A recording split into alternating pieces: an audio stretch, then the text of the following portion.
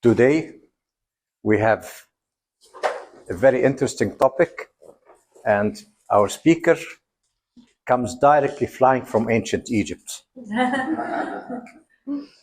But Dr. Randa Baligh is really the person who brings ancient Egypt to us. She doesn't need an introduction from me. I mean, if I make an introduction, it will take half an hour to speak about all her credentials. It's enough to tell you that she is the embodiment of ancient Egypt in our time.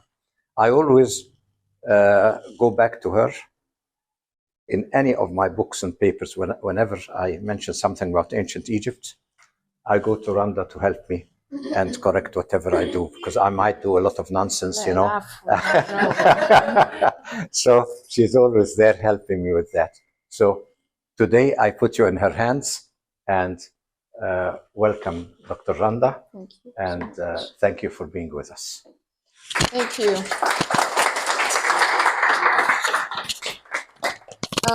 Actually, I always thought that Dr. Ibrahim Karim was the embodiment of ancient Egypt.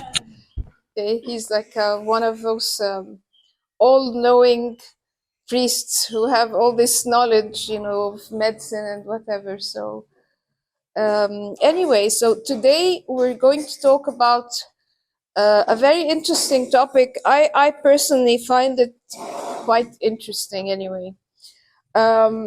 We're talking about the ancient Egyptian medicine and how we can use it in our daily lives. I mean, we keep saying that these guys were so advanced, not just in medicine and medical sciences. I mean, architecture, astronomy. I mean, they had all this knowledge, and we believe that they were very wise from the literature, from everything that we have.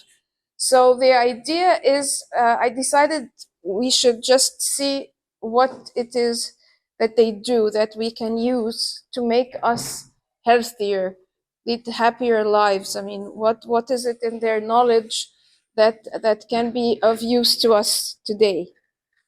Okay, this is some general information about medicine in ancient Egypt. They usually would call the disease by the most prominent symptoms, like the eyes that bleed or the stomach that hurts, that sort of thing. Nowadays, we sometimes call it by the name of the doctor who discovered it, or by the name of the most famous patient who had it, like Lou Gehrig's disease or something. So it's a little different. And besides, there's always sort of a scientific Latin name, and then the sort of more slang name for diseases. But in their case, it was very straightforward. They would choose the most prominent symptom and call the disease by that. They used natural products in the treatment, but I'm not talking just herbal medicines. I mean, they did use animal medicines. They did use minerals and salt, and in abundance. They used quite a lot of that. They practiced surgery because we have evidence, obviously, from the mummies. The thing with the mummies is you can actually see different types of operations.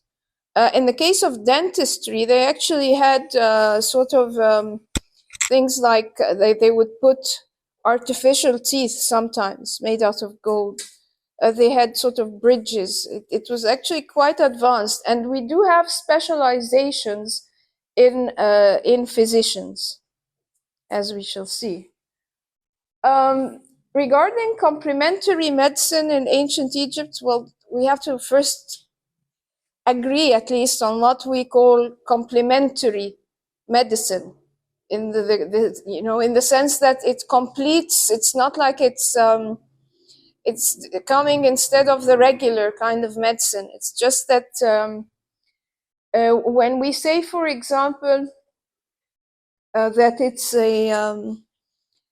it sort of looks as the human being as a complete entity. It does not deal just with the physical and it also goes into the emotional and the psychological.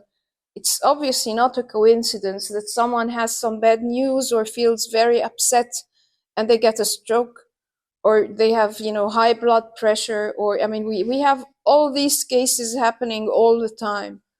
So it really addresses the human being as a much more complete thing than just the physical body. Okay. We have different branches of this in ancient Egypt. For example, herbal medicines and all these concoctions, we have a lot of that. Animal medicines, mineral, we have aromatherapy. In fact, the French always, when they're talking about aromatherapy, they just get these scenes from ancient Egypt. We have gem therapy, and it's not a coincidence. We have so far enough evidence to consider it a definite field of complementary medicine that was practiced in ancient Egypt. Reflexology or acupressure, nutrition, BioGeometry, hydrotherapy, sun therapy, biotouch or two-finger healing, color therapy, smoke therapy. Actually, iology, I'm not planning on getting too much into that. I think we may have a separate lecture just on that. Okay? But we'll just have a general idea for now. The physicians in ancient Egypt were known as Sunu. It's definitely a word separate from the word for magician, separate from the words for priest, because there were all these, priestly positions. It's definitely a word for someone who treats people. Okay? They used to study in an educational facility which was known as the Per Ankh, translates as house of life. Okay? These were usually attached to major temples. The ones that we actually know of so far were in Memphis, in Sais, Heliopolis, Thebes, Abydos, Amarna, Akhmim, Coptos, Esna, Edfu, and Telebasta. That's in the eastern province, Bubastis. That's the temple of the cat goddess. They had a very important one there, by the way. We have a lot of evidence from that, just because it's probably, it had a lot of material from the late period, so it reached us better than the things that were much older. Okay. Now, the physicians had specializations. We have actually from like Dynasty 3 through Dynasty 27, quite a number of physicians that we know by name, 150 that we actually know by name. And they had all these specializations. The largest number was in ophthalmology or eye diseases, followed by the gastrointestinal system. Obviously it was hot. There were lots of animals. We probably had lots of flies. So, that's probably the reason we have these two being the largest number of specializations. And it's really very weird, or I would say quite funny, because nowadays, most of the GPs, the general practitioners, or the family doctor, as we would call him, they're usually in internal medicine, which is basically the gastrointestinal, and they tell you, go to that. And then if you need a specialist, he could refer you to a specialist. And that's quite similar also. It's like in Arabic, we have a saying, Al-ma'idatu bayt ad-da', or the stomach is, the stomach or the belly, basically, is where all disease would come from. Okay, or it's the house of the disease, as they would call it. So they needed special, physicians for that, I guess. Some of the physicians were priests, not all of them, but especially the priests of the lioness goddess Sekhmet. It was obviously some type of requirement for these particular priests. They also had to be physicians. And it's in the ancient Egyptian way of thinking. In the ancient Egyptian mind, okay, the thing and its opposite are exactly the same thing. For example, the god Osiris, he's very famous. I'm sure everyone here has heard of him. His actual name is actually Usir. We don't have a Z sound at all in the ancient Egyptian alphabet, or not alphabet, but the group of signs from which we make all the words. But basically, he is the god of the afterlife. He's the king of the afterlife. And when they weigh the heart of the deceased, it's usually in front of Osiris. He resides over that court, the tribunal.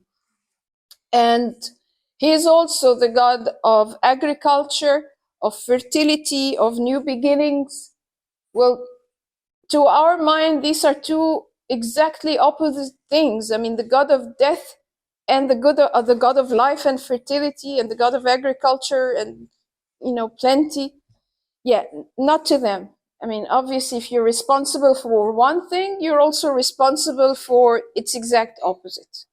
So in the case of the lioness goddess Sekhmet, her name in ancient Egyptian language means the powerful one. She was also responsible for pestilences, to the extent that during the reign of Amenhotep III and his son Amenhotep IV, or Akhenaten, which is during the 18th dynasty, there was a very bad pestilence that covered the entire Near East. I mean, it was all over the place, and in Cyprus, and in the Mediterranean region. They think it actually was the bubonic plague, because there are like 3 different types of plague, including a pulmonary one. But they think that that was the bubonic plague, probably. Regardless of what it actually was, we have enough evidence to know that there was a horrible pestilence in the entire region. It might even be behind the reason that Akhenaten insisted on changing the capital city and moving to this place where no one had gone before. This virgin land, he requested a virgin piece of land where no one had ever been before. And no other god was ever worshipped there before. So it might have been, after the reason why they moved to the new capital city, which is now in Minya Governorate in Middle Egypt, Tell el Amarna, or that's the Arabic name. The ancient Egyptian name was Achet Eten, which means the horizon of the Aten. During that reign, they made about 730 statues for the goddess Sekhmet in Luxor alone. At that time, it was the residence during the time of Amenhotep III. That's a lot of statues.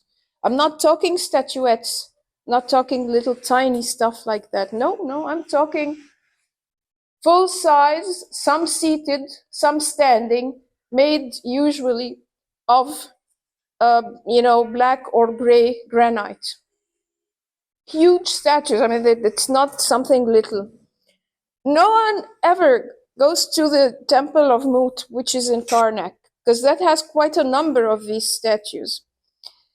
It was closed. There was an American mission, by the way, Betsy Bryan. She's from Johns Hopkins University. They worked there for probably over 20 years. So it was closed, but apparently a friend of mine just told me that no, it's open, but no one ever thinks of going there because people are just used to go to the grand temple of Amun. Mut is interesting, and it has a large number of these statues. They're also in all the museums all over and whatever, but they were built, constructed or made, obviously not as a coincidence. Sekhmet is the goddess of pestilences, and she's also responsible for the 5, what they call them, the epigomenal days at the end of the ancient Egyptian calendar. The 5 days at the end of the year, they usually have pestilences unless they present things to the goddess Sekhmet. So it's not a coincidence in ancient Egyptian mind that the goddess responsible for the pestilence is also the one responsible for removing the pestilence. Obviously, she controls them. You know, either she spreads them or removes them.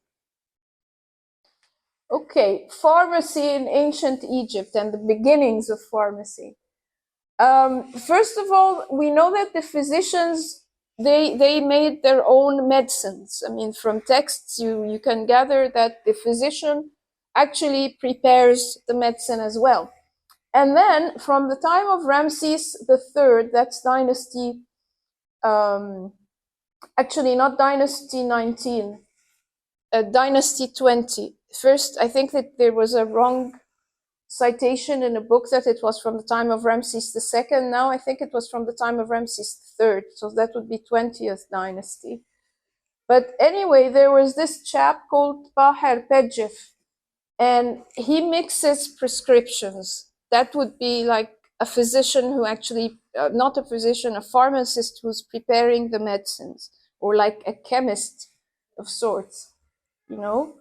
Alchemy is supposed to come from the word for ancient Egypt, you know, and the al is the definite article in Arabic, but the chemi, the alchemy, the chemi was the name of ancient Egypt, where beginnings of chemistry, basically, that's what they say. So he was actually not very good at his job. No, well, he missed a lot of days of work. So they reported him missing several days of work, and they wanted to have some deductions made for him. And that's how we know that there was a pharmacist, at least from that date. The ancient Egyptian medical sources, most of them, or most of the information regarding well, at least regarding the types of prescriptions and the medicines, they come from papyri. There's quite a number of papyri, and the oldest was the Kahun papyrus. You know, I'm pretty sure there is no such thing as Kahun. I think that that was a mistaken, the word was used by a British guy, and he probably, he made a mistake. It's Illahun, and that's where it was found. It's near Fayoum, which is about 95 kilometers southwest of Cairo. So basically that's the oldest one, but we have quite a number of others, and they're usually called by the name of the person who purchased them. We have the Edwin Smith papyrus and the Ebers papyrus, okay? And these two were both from Luxor, and the guy was selling both of them. We also have the Hearst and the Erman, the London, the Berlin, that's where they're kept actually, and the Chester Beatty papyrus. Okay. The ancient Egyptians, they spoke about 22 metu. The word translates from ancient Egyptian as sort of vessels. And these 22 vessels, that's where all the bodily fluids flow, like blood and all of that. And they believed that a blockage in any one of the 22 metu can cause disease. And that's very similar as a thought anyway from the Far Eastern ideas regarding the energy flow. I mean, you have all these centers for energy. They're different. I mean, they talk about the 7 chakras, start here and to the root chakra. But of course, in pranic healing, they have even more. And then these are the major ones, and there are some minor ones, even in the regular system of the chakras, which is like wheels. But the idea is the same, that any type of blockage in one of these can cause disease, or usually will cause disease, almost for effect. Okay, so at least the general idea is the same. You do not want a blockage anywhere. Okay, these were the medical papyri. Our knowledge does not just come from these. It comes from these when it comes to prescriptions and stuff like that. But for example, the physicians, some of these were court physicians, and they were buried next to the king.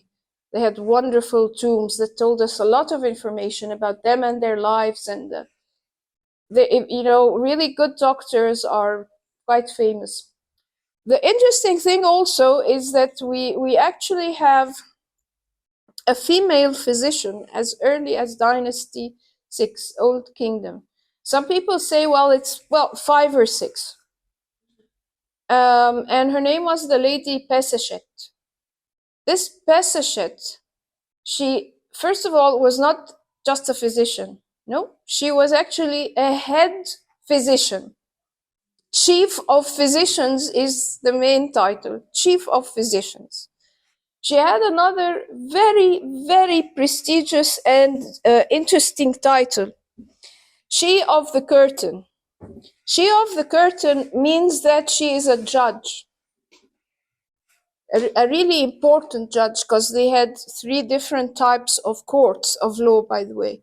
And the biggest one, or the highest one, was the Court of the 10, and that was headed by Pharaoh himself. So if you're having a problem with the jurisdiction in one of the smaller courts, you can actually appeal and go to the next level of court.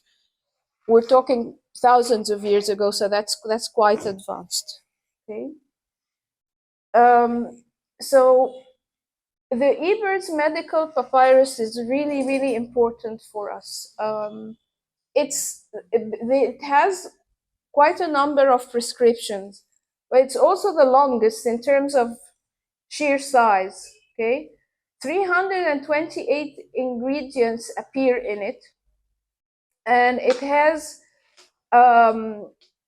obviously the information is much older. We know of at least 40 different sources which it cites. So it's quite scientific. It actually would mention where they got some of the information. That's really, really interesting also. Well, just shortly on the history of ancient Egyptian medicine, we have scenes from at least Dynasty 1 of certain things, such as the cooking of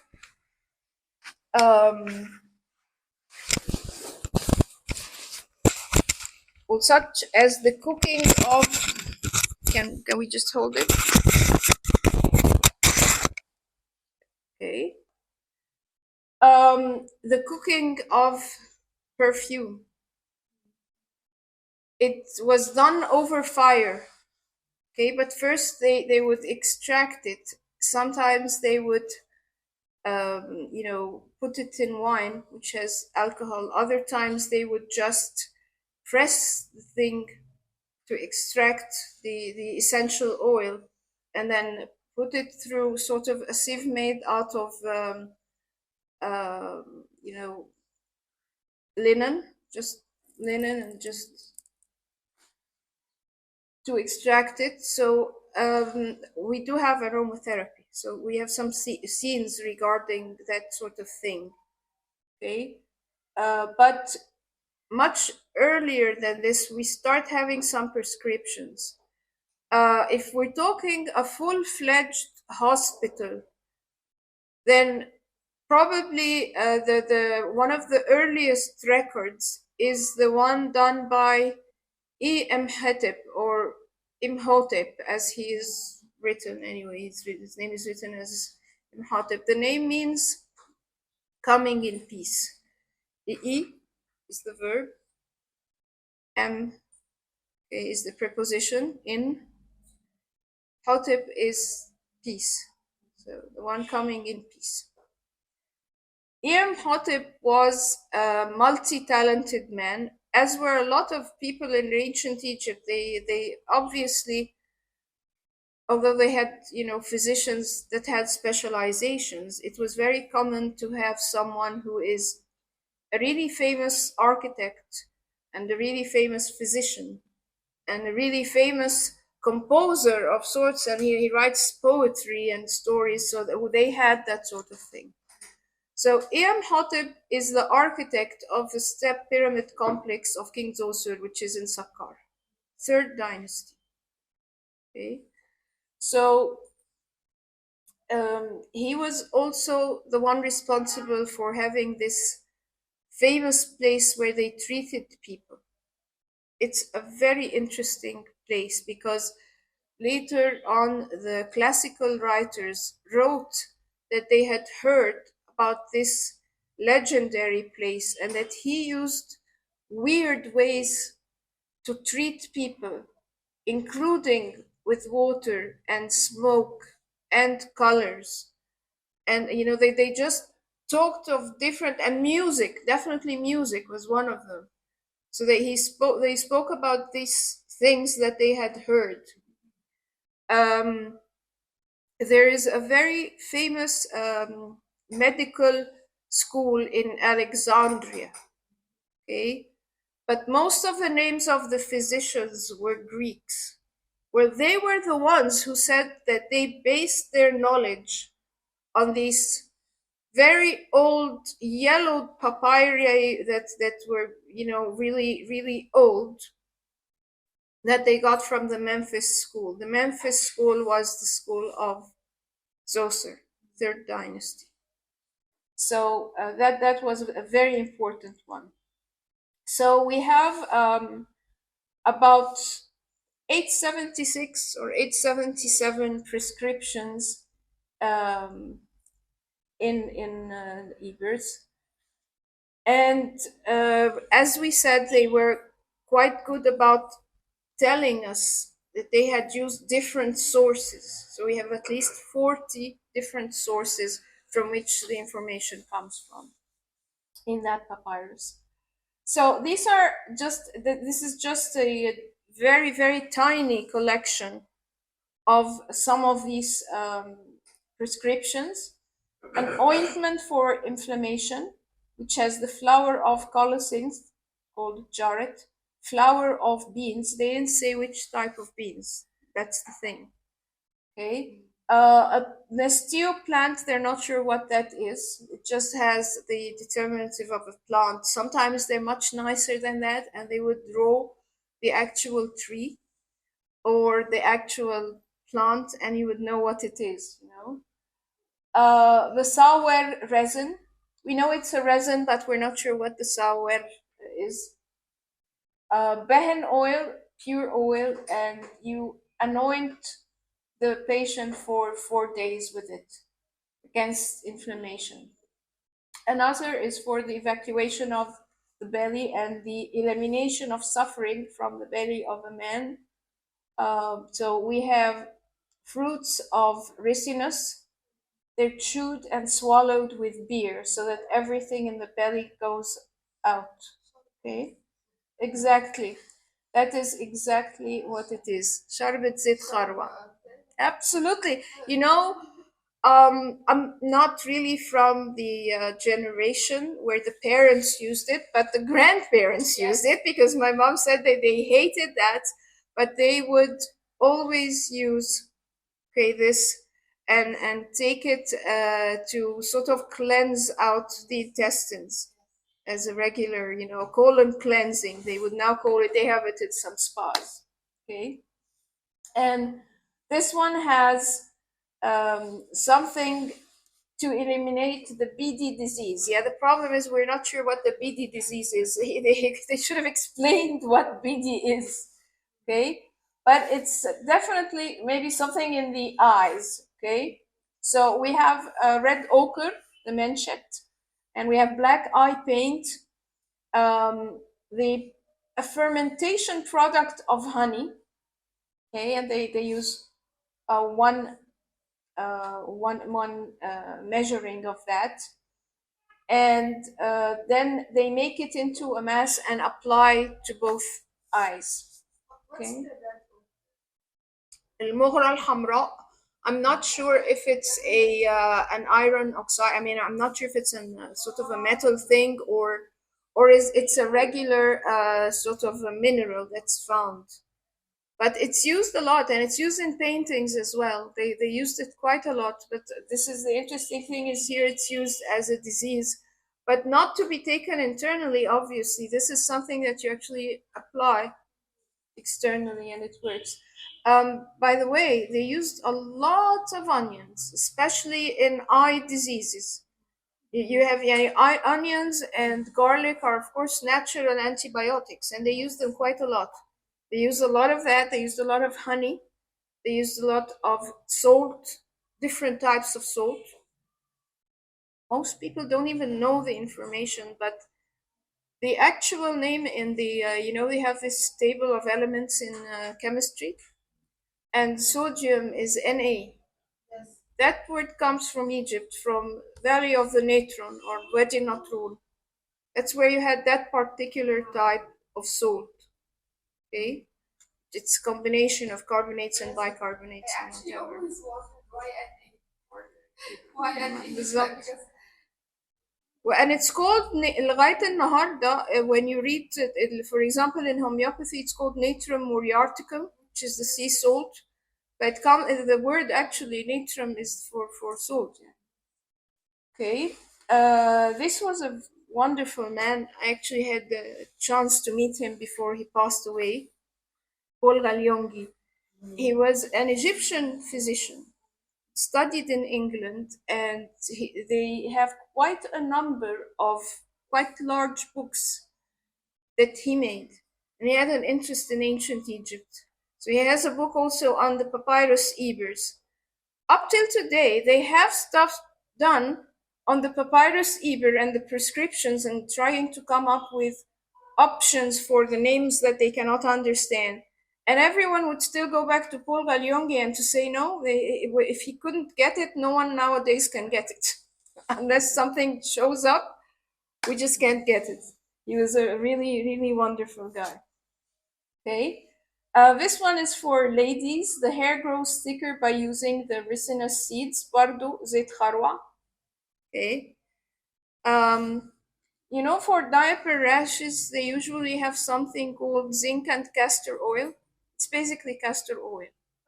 Oh, kharwa, this resinous. We have the Arabic, hence the Arabic could help if someone wants to get the actual names. Okay. What is castor oil? Oh, that's it. That's the castor oil. That's the kharwa that we call the kharwa, resinous. Okay.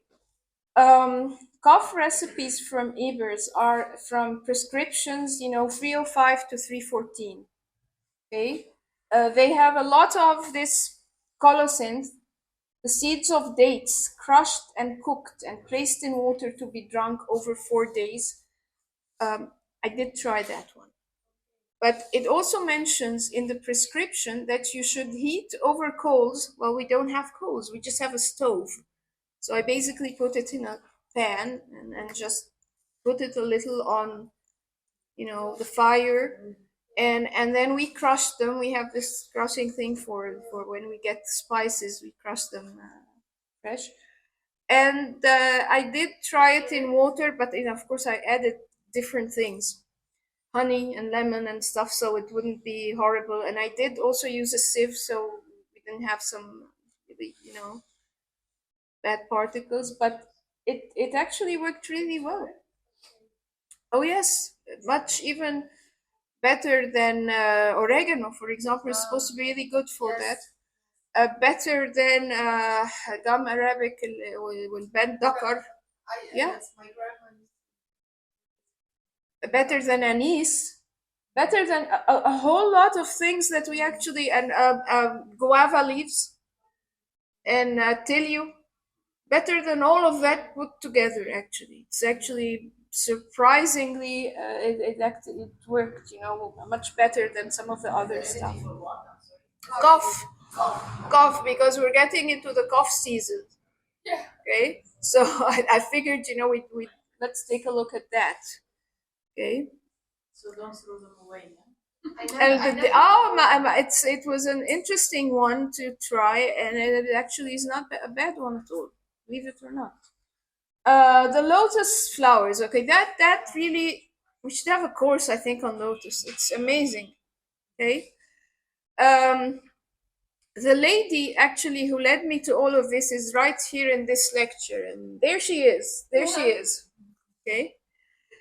She actually she was ill some time ago, and she used these, and I remember her saying a word that shocked me at the time, and it was like, yes, and I got this blue lotus and I drank it as a tea, and then ردت فيا الروح يعني اللي هو it's like my soul came back, and then I was like what did what, because in all the tomb scenes you have all these deceased people smelling lotus. It's almost like they're going to come back from the dead because they're smelling the lotus. Okay, so we never thought of that before. Okay, she used to get this special lotus from someone in the eastern province, and it does not, it's not year round, by the way. It does have a special season. So she actually got me some, and I tried that for me and for my mother, who is not doing well. She had a stroke some years back, and she has not been well at all, and she's basically she's not moving at all now. And it was amazing. It worked wonders for the both of us. And her prescription was actually you boil it as a tea, and then you eat the leaf, and it really, really makes a difference. I've also tried it when I was about to get a cold, for example, or for any type of thing, even an upset stomach or some heavy food, and it does wonders, and it really increases the energy as well. So Can I ask you something sure. about the lotus flower? Because I'm always confused. Is this like the flower, the one they call it also the Nile flower? You know this plant? No, Wardenil, no. They call it the water lily. That's the slang for it, يعني. They had this beautiful, nice lake right in front of the entrance of the Egyptian Museum in Cairo, in Tahrir. They removed it. So sad. They had the papyrus and the lotus there, so you can see both of them, because they figured so much in the ancient Egyptian civilization. You know that, well, I would say 90 something percent of all the column capitals were either lotus or papyrus, either or. Okay, so, and they were like symbols for Upper and Lower Egypt. They were very, very important. But also in the scenes of the deceased, you always have them smelling the lotus, sniffing at the lotus. They also have them in erotic scenes. There's something called the erotic papyrus, and we have a couple of ladies there, and they're in you know they're putting this huge. I mean, well, they're usually not that big, but they would have a big lotus right on top of their heads during the act. So it can be drunk as a tonic to improve the general health. They also have lotus oil. You can't find it everywhere, but for example, the pharaonic village in Giza, they have it. A friend of mine, I actually asked a friend who lives in France who sent it to someone I know who lives in Switzerland, and then she sent me the oil and some of the blue lotus. By the way, the one that's available now online regarding lotus, you have the pink one. It usually comes from Thailand. It's not as good. I tried it. I also, got some of that. The Nilotica, the blue one, which is actually kind of mauve. It's not really blue, but that is much better. They also have a white variety. That's also pretty good. I think they're better than the pink. And I incidentally, I tried the pink twice, different producers, When I was in Thailand, also I just got some. It's good. It's not bad. Like, by the way, it's okay. It's not the same. The other one, the blue one, really, we really feel the energy. You feel so much better when you really, lying in bed or sick or whatever, and it really gives you a boost of energy, improves you in a much shorter time. Okay? So basically, if they think it's good, if they have it everywhere, pay attention. They will usually know what they're doing. They don't just put it there for no reason. Okay. These are some of the general effects of the lotus. It improves the mood. It's a stress relief. For beauty, they use it in skincare products. In aromatherapy, the the oil doesn't have a heavy smell. It's actually very, very light, but it's also nice. I put some under my nose before I came today, by the way. I don't always use it, but sometimes I do. It's amazing. Really is amazing. It's good for reproductive health, and it's used also as a spiritual tonic. Helped to enhance meditation and release tension. It all comes back to the mood and stress relief also, and as a sleep aid. That's what they say. I found it to give more energy than sleep, by the way. I mean, actually, if I take it when I'm a bit sleepy, I end up feeling very energized and I don't sleep right away.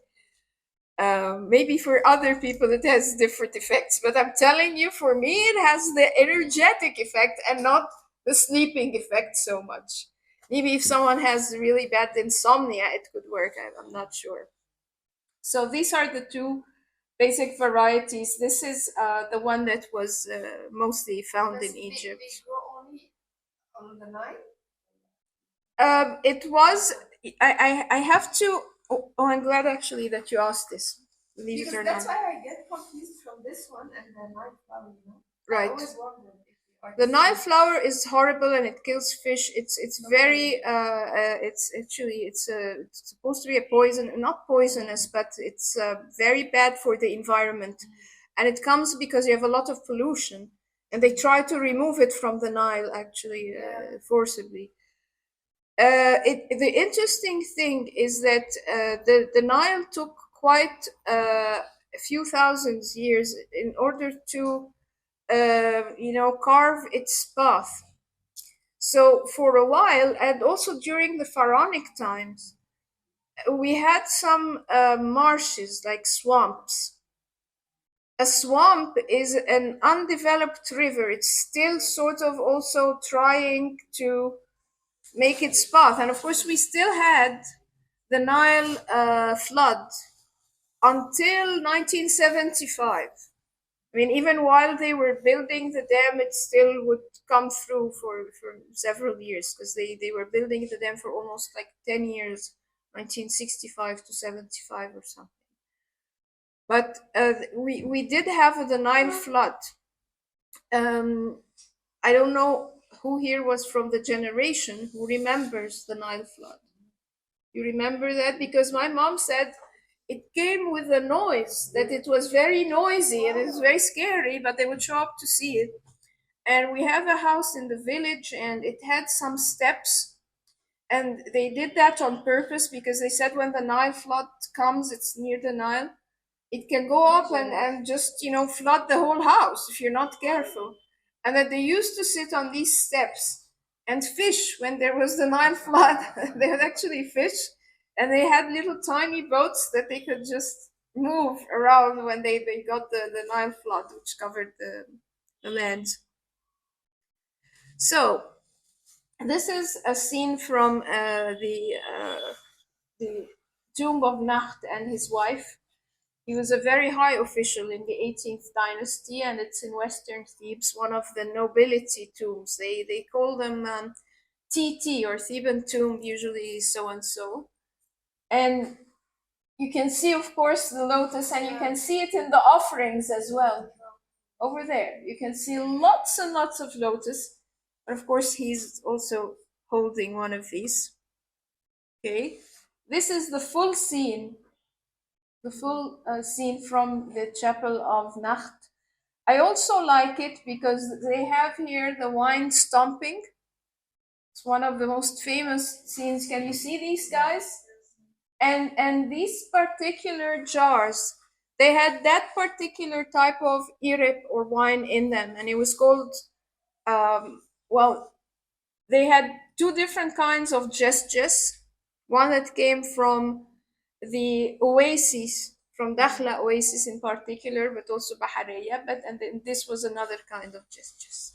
Okay, so and of course this is a nice scene that I particularly like. You have here poultry that they're hanging out in the sun. We have other scenes with fish, and they actually had something exactly like the clothes pegs. You know, when you're putting something to dry out and then you have these pegs, they had something exactly the I guess it's the predecessor of a peg. What I actually like, and it's something really tiny, but what I'm very fond of is that they had these hair curlers. They're made out of iron, okay, and you would heat them up, and then you'd be able to curl the hair with them. They're amazing. They're really nice, those ones. Okay, so yeah, that's one of the really nice scenes. And of course, take a look at these. The offerings always tell you about the food. I mean, obviously, they're not going to invent something or make something up. They base it on what they're used to in terms of food and drink, plus, they actually placed physical food and drink in front of, when they would go to tomb chapels to feed the ka or the. Not even sure if I could call it the soul, because the soul is probably the ba.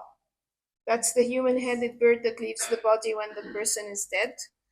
But the ka continues on, and it's the one that comes out to receive the offerings. And they used to place actual physical offerings. And the offerings were not just food and drink either. I mean, they included fine garments or cloth. They would have cloth. Sometimes they would have perfumes and stuff like that. So it's much more than just food and drink in terms of what you could use as an offering. And of course, to be pious, you could do a number of different things, such as give towards the mummification of particular animal deities, for example, like cats or baboons. These were, the animals sacred to particular deities. Okay, so if you paid them, we still don't have money, but we do have an economy, and we have a lot of measures and whatever, and then you can give them something towards the mummification of one of these, special animals. Okay, so we have a woman smelling lotus. We have a guy smelling the lotus from the tomb of Heri.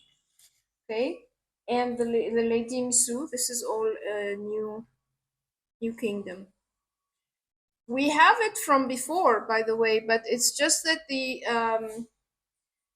Theban tombs have some of the best and well preserved, scenes. That's Sumية اقعدي. تعالي تعالي لا تعالي اقعدي في أماكن يعني. معايا كلب. Okay, so we have here a scene of banquet goers or guests in a banquet, and it's not very clear, but we do have some of them smelling lotus, okay, in the banquet scene. So this is a funerary stela of the priest Horemheb, 18th dynasty, and we also have this large lotus. So I'm sorry I didn't respond to the rest of your question. I got into speaking about the Nile and the Nile swamps it has to be in. It doesn't like. No, it doesn't like fast moving waters. Also, it prefers sort of murky, like little pools, and the pools in houses and whatever. And it's an interesting kind of plant because it has its roots in the soil underneath the water. Okay, and then there is a big sort of leaf above the water, and the flower comes from that, also is in that. And it's very sensitive to the sun. I mean, when the sun appears, it will open. At night, it will close its petals. But it's basically, you find it more in the swamps and not in the fast moving Nile waters. Excuse me? Are we still planting it here in Egypt? No, actually, we're removing whenever we find it. I'm telling you, the one at the Egyptian museum, they actually removed that. That's very sad. And the lady who's planted it there was not even Egyptian. Mayet Rad, she was Lebanese, and it was her idea before she passed away. So I don't have any place that we're still having. Well, we have some. My friend here gets it, as I said, from someone in the Eastern Province. There's a guy, she tells me there's a guy here also in Cairo nowadays. Place she has a lake. Hey, دي ميرفت نصار? Or it's something else?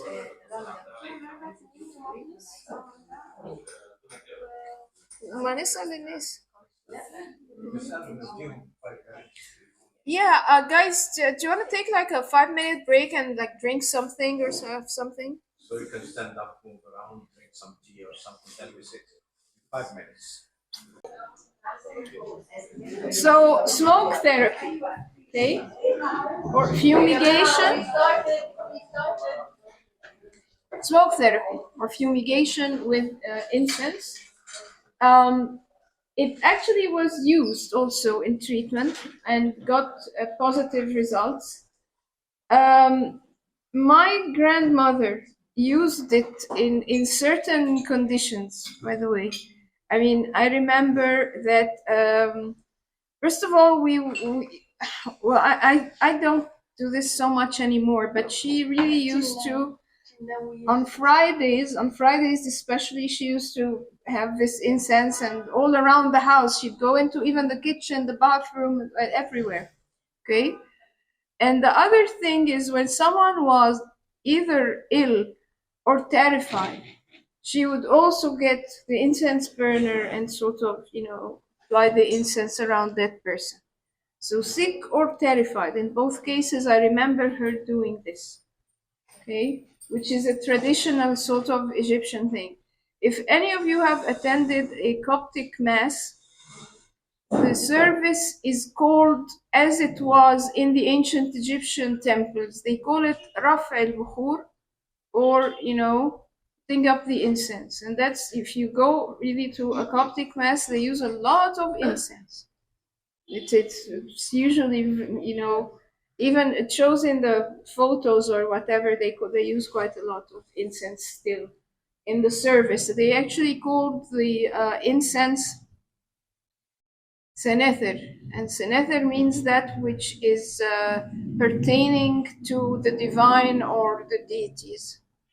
And they called the land from which they got it, they called it Ta Nether, which is the land of the gods, because that's where they got the incense. So it was obviously very connected to the divine. Okay, and they also knew its anti-inflammatory effects. Obviously, they used frankincense, and they also used, الصمغ العربي, Arabic gum or gum Arabic. Okay, we have here a scene of the incense trees from the temple of Hatshepsut in Deir el-Bahari, Western Thebes, where they're carrying, they actually got them in sort of like tree pots or flower pots and carried them all the way from the land of Punt. As I said, iology, I don't want to get into that a lot, but it's the forerunner for toxicology. They knew a lot about toxins, And of course, the interesting thing is they used a lot of the toxins in medication.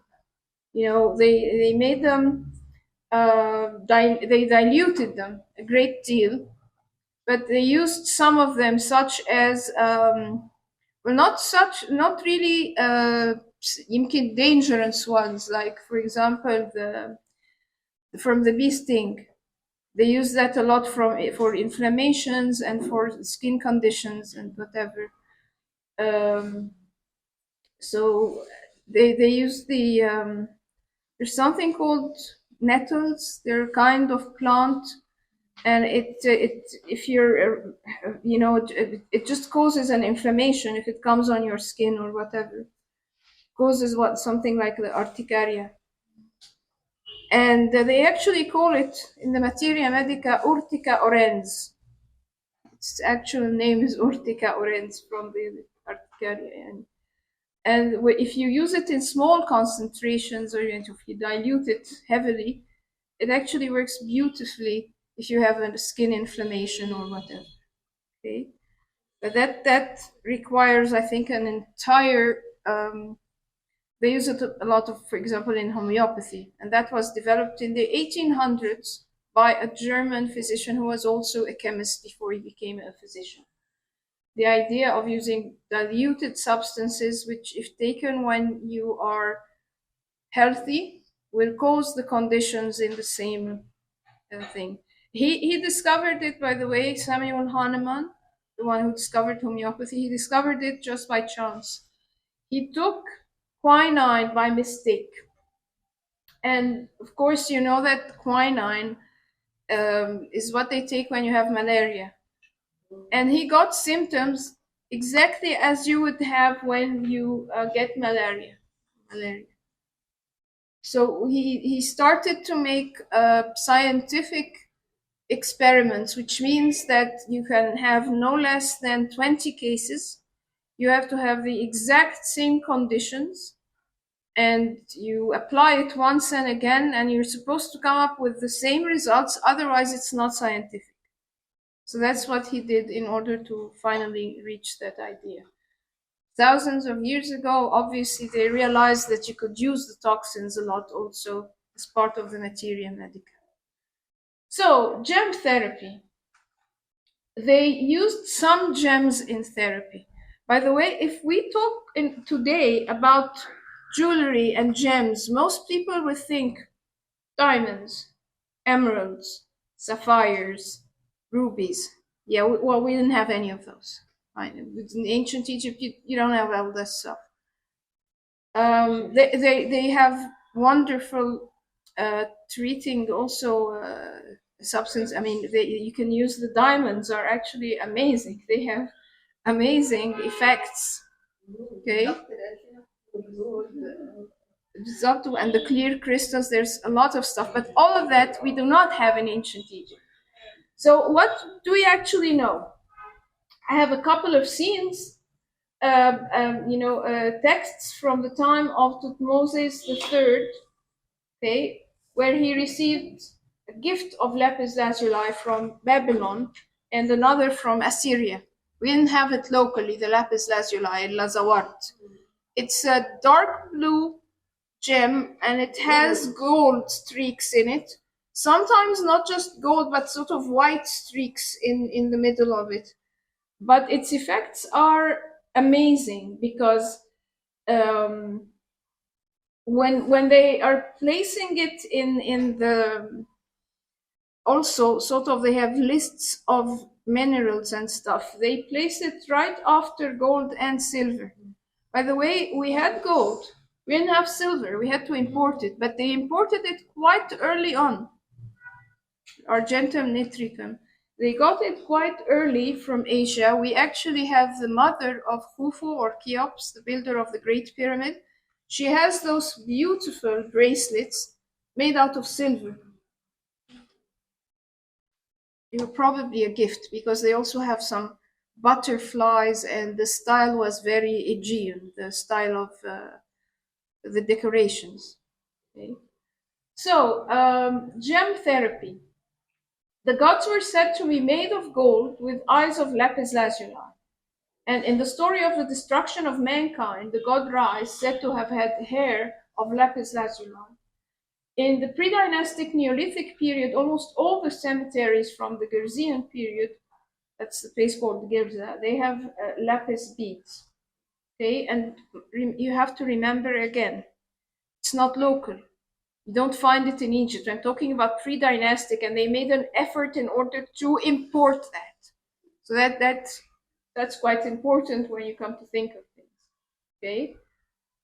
Some say that the idea of the blue royal blood could be related to that stone. The name in Farsi is Lazawar, that just means blue.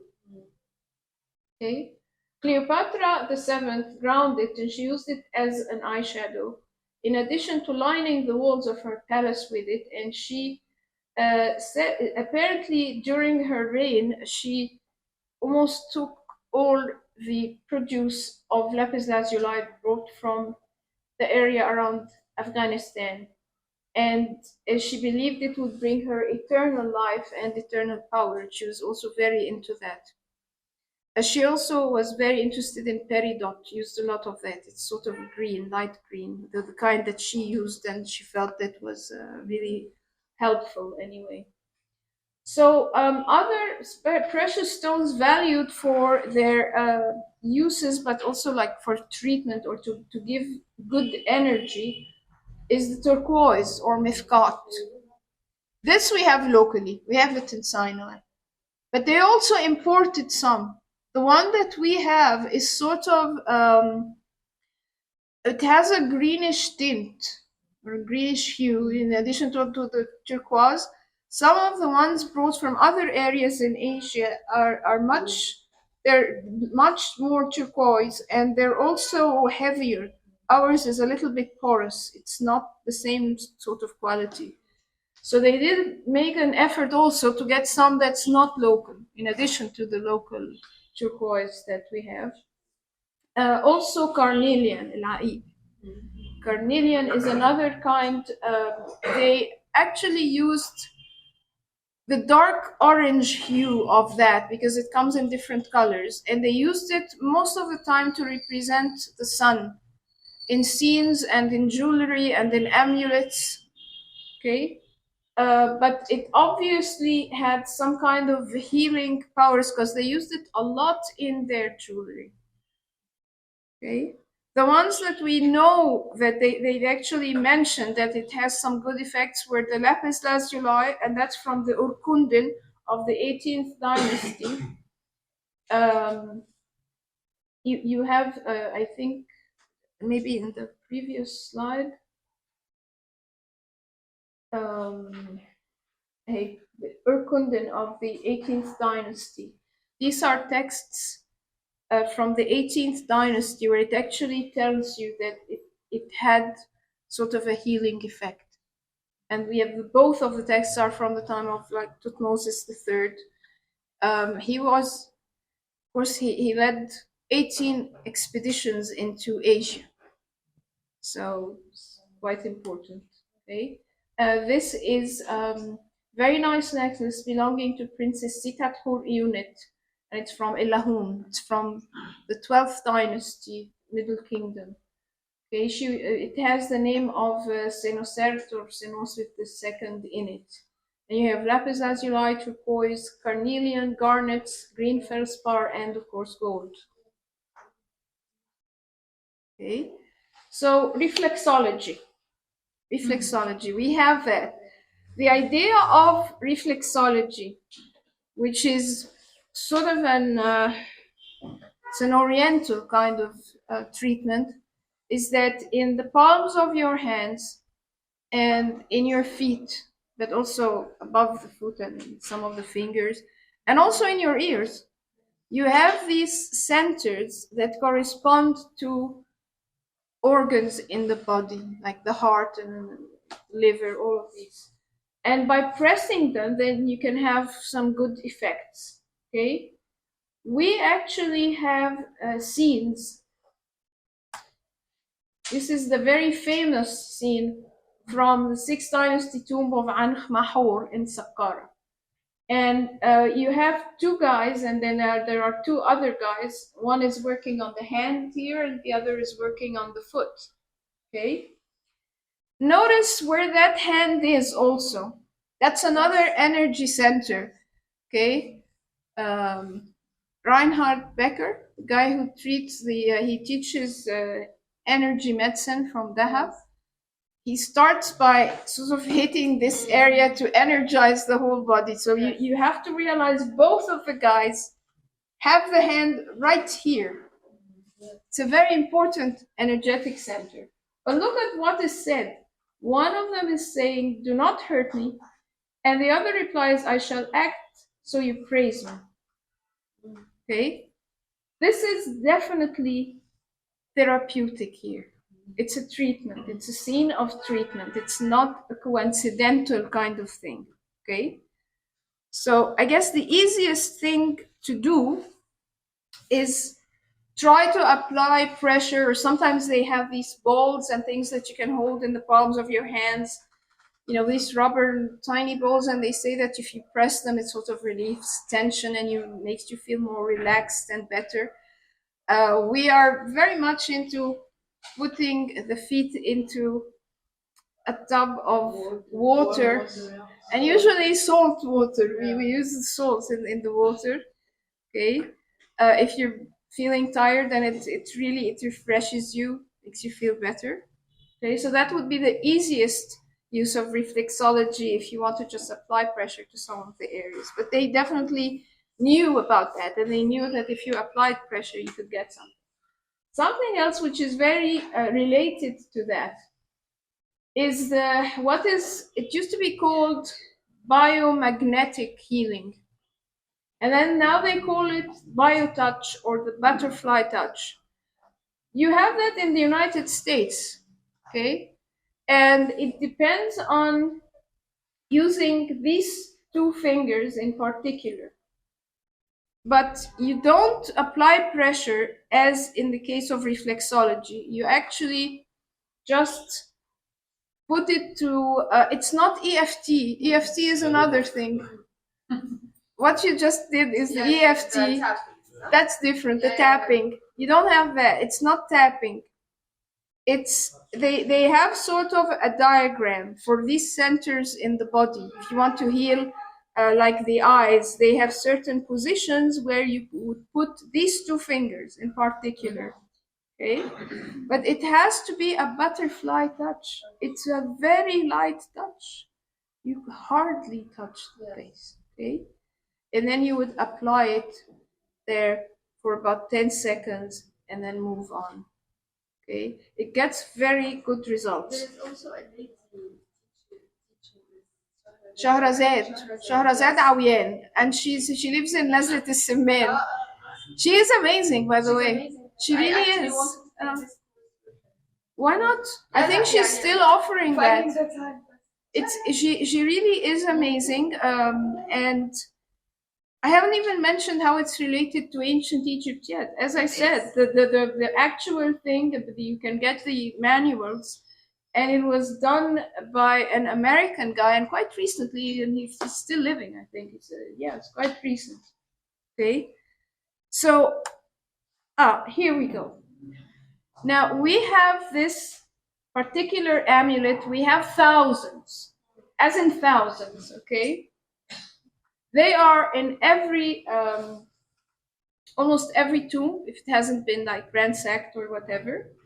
You have them as part of the mummy amulets, and that's why they said, well, maybe it's the hands of the priest, and he places it on the left side of the abdomen in order to have the incision to remove the inner entrails when you're mummifying a body.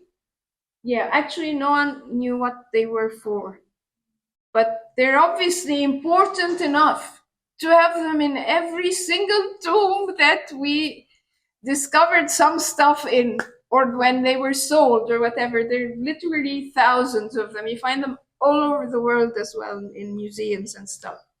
Now, This is related to the biotouch. it is, because the biotouch I should have got you some pictures from a manual. The BioTouch. Yeah, that's it.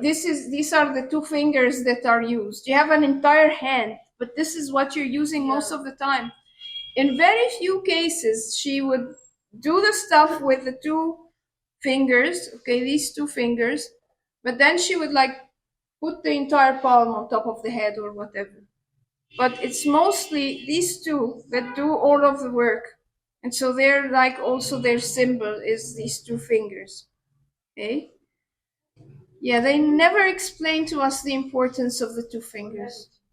Hmm?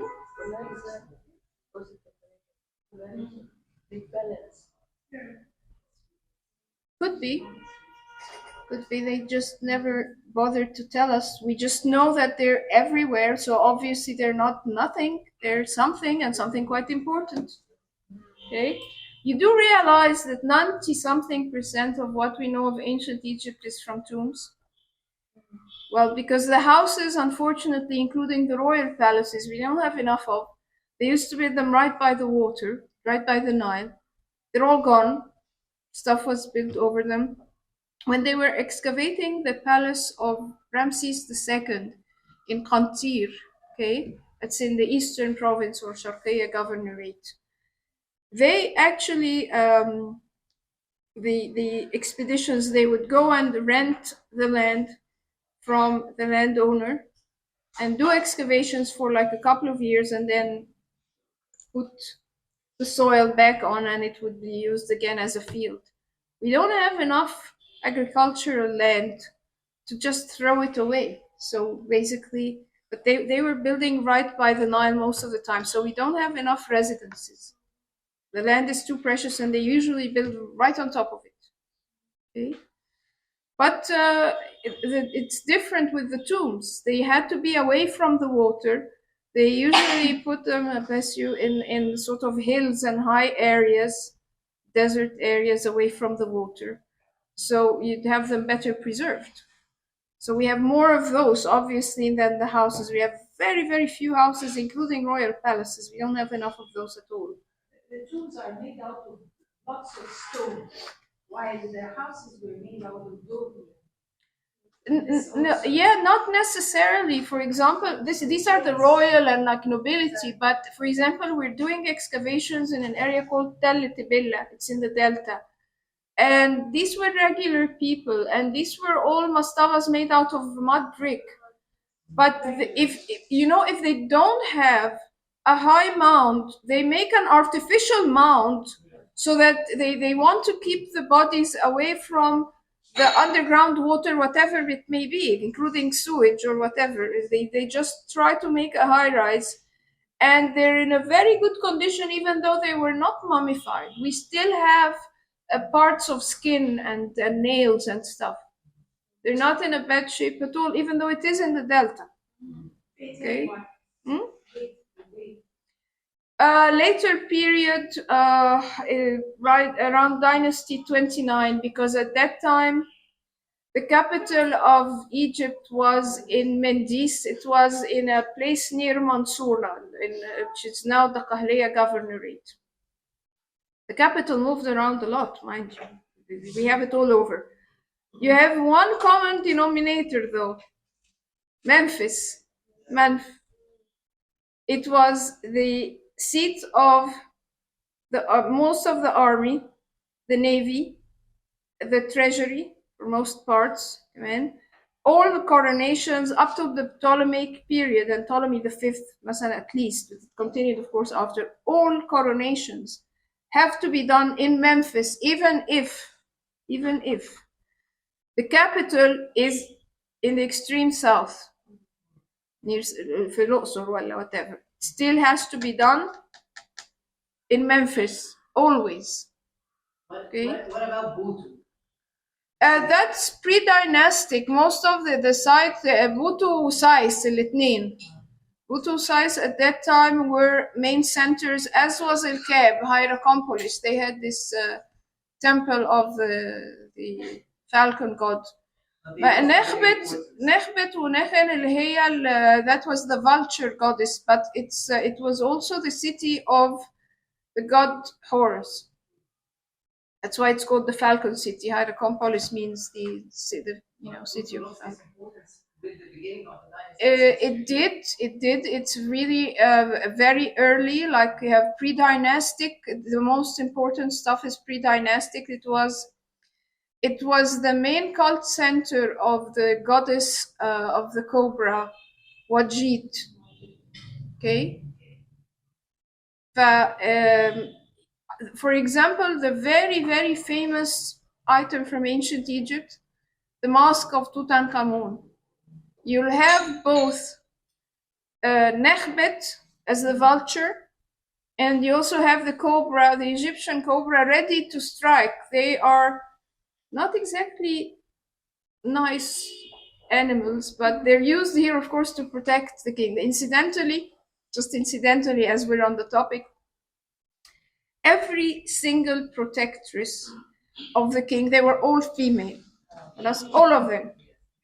Isis Bilal, not always ferocious, يعني Isis or Isa and Nebet Het اللي هي نفتيس واللي هي Neat, the goddess Neat. These were pleasant goddesses. They're not always like the vulture and the cobra, but they're all female. They have to be female, apparently. These are the protectresses of the Egyptian pharaoh throughout the Egyptian civilization from the very beginning. Well, Gaddafi, remember, he always had these bodyguards. And remember his eternal statement, of course, that he supports the rights of women, whether they are male or female. And do you remember this statement? Because it was a weird one. But anyway, when you look at them, you realize what he was talking about, because they were quite robust. But he always had female bodyguards. Gaddafi was. Oh, so in St. Catherine Monastery, you have Christ with his hand in the Yoga Prana Mudra gesture. Okay? It's another very important gesture. It's used a lot in Eastern medicine, and they say that it cures everything, by the way. That the energy it produces is supposed to heal everything. Okay? So, balanced diet. You know what? I should have started with that, but I put these at the very end because they're so basic. I mean, we're talking about the diet, I'm talking about water, we're talking about sun. All of these things, of course, were very important. We learned about their diet through a number of things, like banquet scenes, offerings. For me, the offerings in the tombs were very, very informative.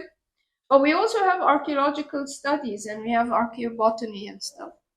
So we do know quite a lot about what they used to eat, in addition to what they ate in like the Coptic monasteries, because they did maintain a lot of the ancient Egyptian traditions. It's a continuation, okay? What we learned from our parents. Nowadays, they're speaking about the food triangle. My mother is actually she studied in the London School of Hygiene and Tropical Medicine, and her specialization was nutrition.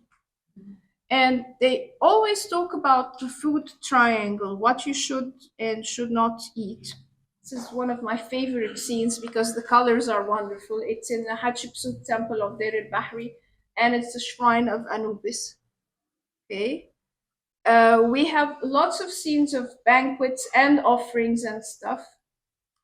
But here is the food triangle that they are speaking of today. And the interesting part is that they were talking about that exact same thing thousands of years ago. Now, you have to remember, for example, the Romans, when they were in banquets, they actually would induce vomiting so they can go back and eat more and stuff. Oh. Well, it's a historical fact. It is history. But the exact opposite we find in ancient Egypt. In wisdom literature, they speak about a number of things, but they always also mention that you should never be a glutton and that you should never eat till you're fully full so you can't move. And never sort of just open in food, just like I do. Thanksgiving was one of those occasions that I could eat till I just could not get up, basically. But they were very much against it. And when they're talking about the healthy food pyramid, you have a lot of not even all types of starches, but you have a lot of starch here. You have a lot of fruits and vegetables here. And then as you go up, you have, of course, less of the red meat. They're against having all of that red meat. And of course, at the very end, the tip where you're supposed to take the least, you have the sweets and desserts. طبعا not the fruits. The fruits they're nice, they're good. But the desserts, the heavy desserts, but also things like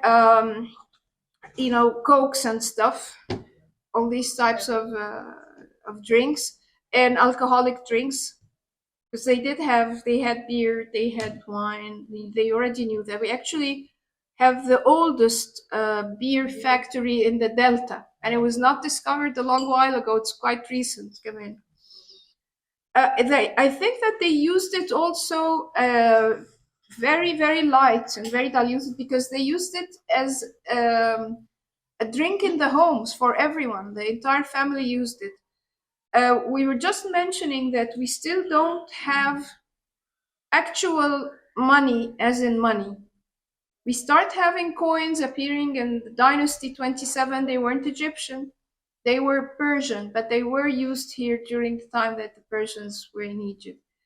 And then we have the first ever coin minted in Egypt was in Alexandria, and it was by Ptolemy the First in 305 BC. But it doesn't mean they did not have an economy, and a very organized one at that. So the workers were paid with barley, what is called the khar, which is like a sack of a particular size and weight. And they made from that the bread and beer, which was, as I said, more of a family drink. Okay? And it was sort of the staple of the Egyptian diet. We have a lot of greens, because they mention a lot of greens. We have onions, all these things were consumed. And in places where these workers they did a lot of physical effort, like the pyramid workers, they did discover a lot of bones of cattle. Zay Hawes and Mark Lehner in the Giza Plateau, when they were working in the area of Nazlet Simen, where they have the tomb workers' tombs. They discovered a lot of also these. They used cattle. They had a kind of species of bovines with horns. We don't really have that so much anymore. But we have different types that were brought in, like the Frisian cows and whatever. But they had a different sort of species at that time. But still, they're still bovines. They're like cows. So they used a lot of that. Incidentally, nowadays, when you talk about poultry, you're thinking mostly chicken, pigeons, turkey, these types of things. Yeah, they didn't have any of that. We're talking ducks, different species of ducks, and there were a lot that came also during they migrated during winter here. And we have quails. They were also they migrate also. They're not basically local. So they used a lot of poultry as well, but not in for people who do a lot of exertion work, or in the tombs of the pharaohs. With the regular people, you definitely find a lot of bread. Bread is like number one. Incidentally, it's still the staple of Egyptian diet. And the poorer people, it's subsidized. You're thinking of removing the subsidy. Let's not get into that, but it is subsidized, and it's really the staple of the Egyptian diet still. They had different types of breads. Some of them still exist. زي العيش الشمشي in Upper Egypt. Well, they call it a shamshi. طبعا هو الشمسي يعني, but they actually, well, if you've ever been to Sohag or Luxor, they definitely call it shamshi with a sheen, but it is the shamsi, because it has to be, they put, well, yes, they put the yeast, and then they put it in the sun. They used to put it on top of the houses and whatever, and sort of let it rise up here before they bake it in the oven and stuff. Were they using barley more than the other Hmm? barley? طبعا, yes. Barley and emmer, they have some emmer. No, we didn't have that. We didn't have a lot of stuff. We didn't have pomegranates, for example, because the botanical garden in Karnak, Tutmosis III, 18th dynasty, he brought in a lot of different animals and plants that were weird, that he saw that were strange, and he brought them back to Egypt. But this was also, we didn't have a lot of that. We have no mention of lemon, khalis, or anything that could be lemon in all of the prescriptions. I use it all the time. In our house, you always have those limes, what we call limes, the small, tiny Egyptian limes. They're amazing. We didn't have them, obviously. Okay, we didn't have chicken. The first rooster is also in the botanical garden, and it was sort of a novelty. So you didn't have chicken much earlier on, and it didn't really catch on, obviously, right away, because they continued showing different types of birds. There is a very important museum that people just completely ignore. The one it's been closed for years. It's the Agricultural Museum. It's amazing. I love that place. Okay. Oh, it's amazing. It used to be the palace of Princess Fatma Ismail, the one who gave her, custom-made French jewelry while she was alive to build Cairo University, and also gave the grounds for it. But it's a beautiful museum. They have a lot of perishable stuff from the tombs, including stuff from the tomb of Tutankhamun, which includes a lot of birds, and they used to mummify them and place them in small stone coffins that looked like the bird, like a trussed bird, all sort of bound and whatever. And there's a lot of actual bread. This sign, which looks like a half circle, this is a type of bread. We have actual examples of that in that place. They had a lot of flower garlands, which they got off the tomb, for example, of Tutankhamun. They have a lot of seeds. Taban. We have a lot of seeds, but also in the اسمه herbarium, Cairo University, المعشبة, in the faculty of science.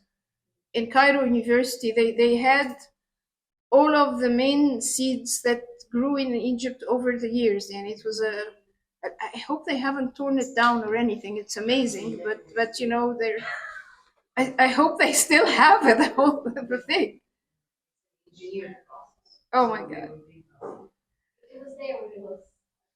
ما أنا بقول لك until quite recent, I remember it very well because it was amazing. But maybe it's one of those destructive things that are just happening. So whatever, never mind. So anyway, we also lost a lot of things that we used to eat obviously I'm not from the time of the pharaohs, but we used to eat them when we were growing. And we lost a number of very, very important things. Alhamdulillah, we still have molokhia, masalan, because that's actually an absolute miracle food. Absolute miracle food. Don't tell me moringa and all of that stuff. I use the moringa. It's not bad at all. It's great. But molokhia is much more potent. I would take it if I'm starting a cold or whatever, and it just goes away. It's amazing. But the viscosity of Molokhia is not very attractive for Europeans. Okay, for Americans, it's an absolute horror. It's a slimy green stuff, which is, it's basically a horror. It's like a nightmare, طبعا. Of course. The Japanese, they actually got the patent for freezing it. So I guess frozen, or if you take it in pills, it's much better. But you have to trust that it is an absolute miracle food. It's super food. Super tasty, yeah. It's amazing. As I said, it's a matter of taste. It's a matter of taste.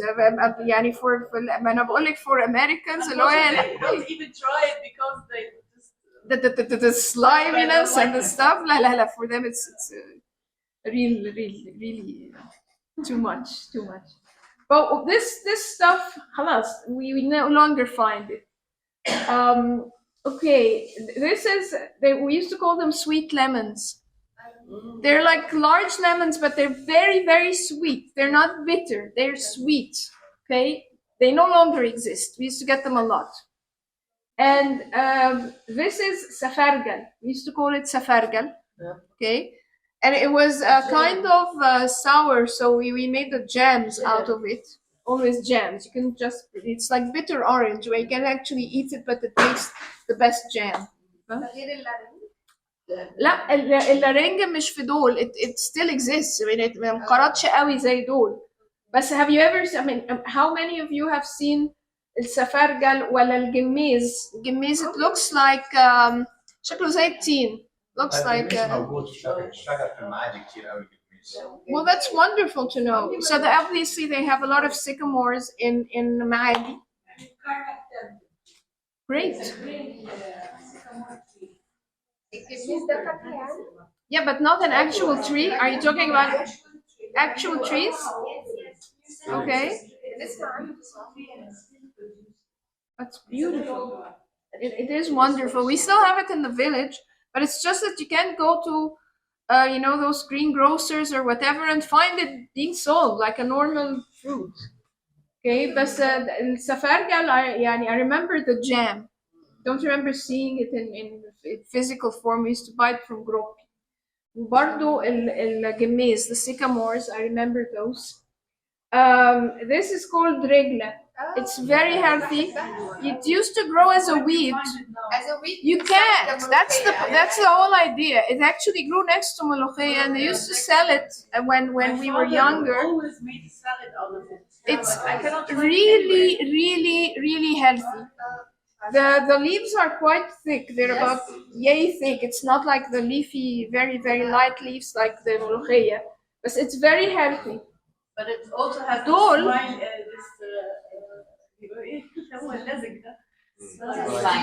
slimy, yeah, well, obviously maybe it got it from the molokhia because it always grows next to it in the fields. Yeah, they used to treat it as a weed. It just grows, you know, naturally, just comes up, but it is actually super healthy. Yes. And we did have it. I don't know where it went, but we did definitely have it for a while. And also, these I remember, we used them like arugula, like a gargir وكده. You know, like in salads and whatever. اللي هم الجعداد, okay, ده الجعداد وده السريس. But they used to grow in the village. We had them in the land, and we used to eat them next to the cheese dishes and whatever. They're really good. They're completely extinct. I cannot find them ever at the greengrocery. يعني تقولي له سريس وجعداد, if he's an old guy, he remembers them maybe, but خلاص, you don't find them being sold, which is really sad. Is the sweet lemon the same as Adalia lemon? Is the what, sorry? Is the same as Adalia lemon? No, Adalia lemon is the large lemon, and it's sour. It's less sour than the limes, طبعا. So in some recipes, it's better, like it gives a better flavor because it's not as sour, but it's definitely sour. الليمون الحلو, no, you're from a generation that doesn't remember it. It was completely sweet. It really was very, very sweet. You know what? I can't find it anywhere, and they told me they don't get it so much. Really. Well, that's worth looking into because I love that stuff and I just cannot find it anymore. The sweet lemons. I mean, most people don't even know what you're talking about when you talk about sweet lemons. These are some of the plants that were used in abundance in a lot of the recipes. As I told you guys, Acacia nilotica was like number 1, okay? And that's in Samg al-Arabi, okay? We used a lot of that. And the aloe vera, sabar, okay? And they used a lot of basil, but our basil is different from the one that you get for the مثلا for pesto sauce. I actually have to go and get from the supermarket the Italian type. Ours is more bitter. It's not so good when you use it in the food. rihan, the basil. It's really good apparently in treatment because they use it in a lot of the recipes. Okay, so these are different things that they used. They also had caraway and cardamom. Okay, they used a lot of that stuff. They used frankincense for the throat and larynx infections. Okay, phlegm, asthma. They say it stops vomiting. These are other things that they used, including garlic. As I said, they use a lot of garlic. They use a lot of onions as well. You have the henna plant. The henna was discovered as an ancient Egyptian remedy. They weren't sure what it was. And only recently did they were become sure that this is what they meant. Incidentally, the mummy of Ramses II, it's like the most famous mummy ever. His white hair is dyed with henna. Have you ever seen that? It's definitely dyed with henna. They definitely knew it, and only recently did they know that this particular, when the one appearing, yani, in all of these remedies, that was the henna, the pure luck taban, that it was discovered. Okay, they used honey a lot. Okay, they used, as we said, the henna.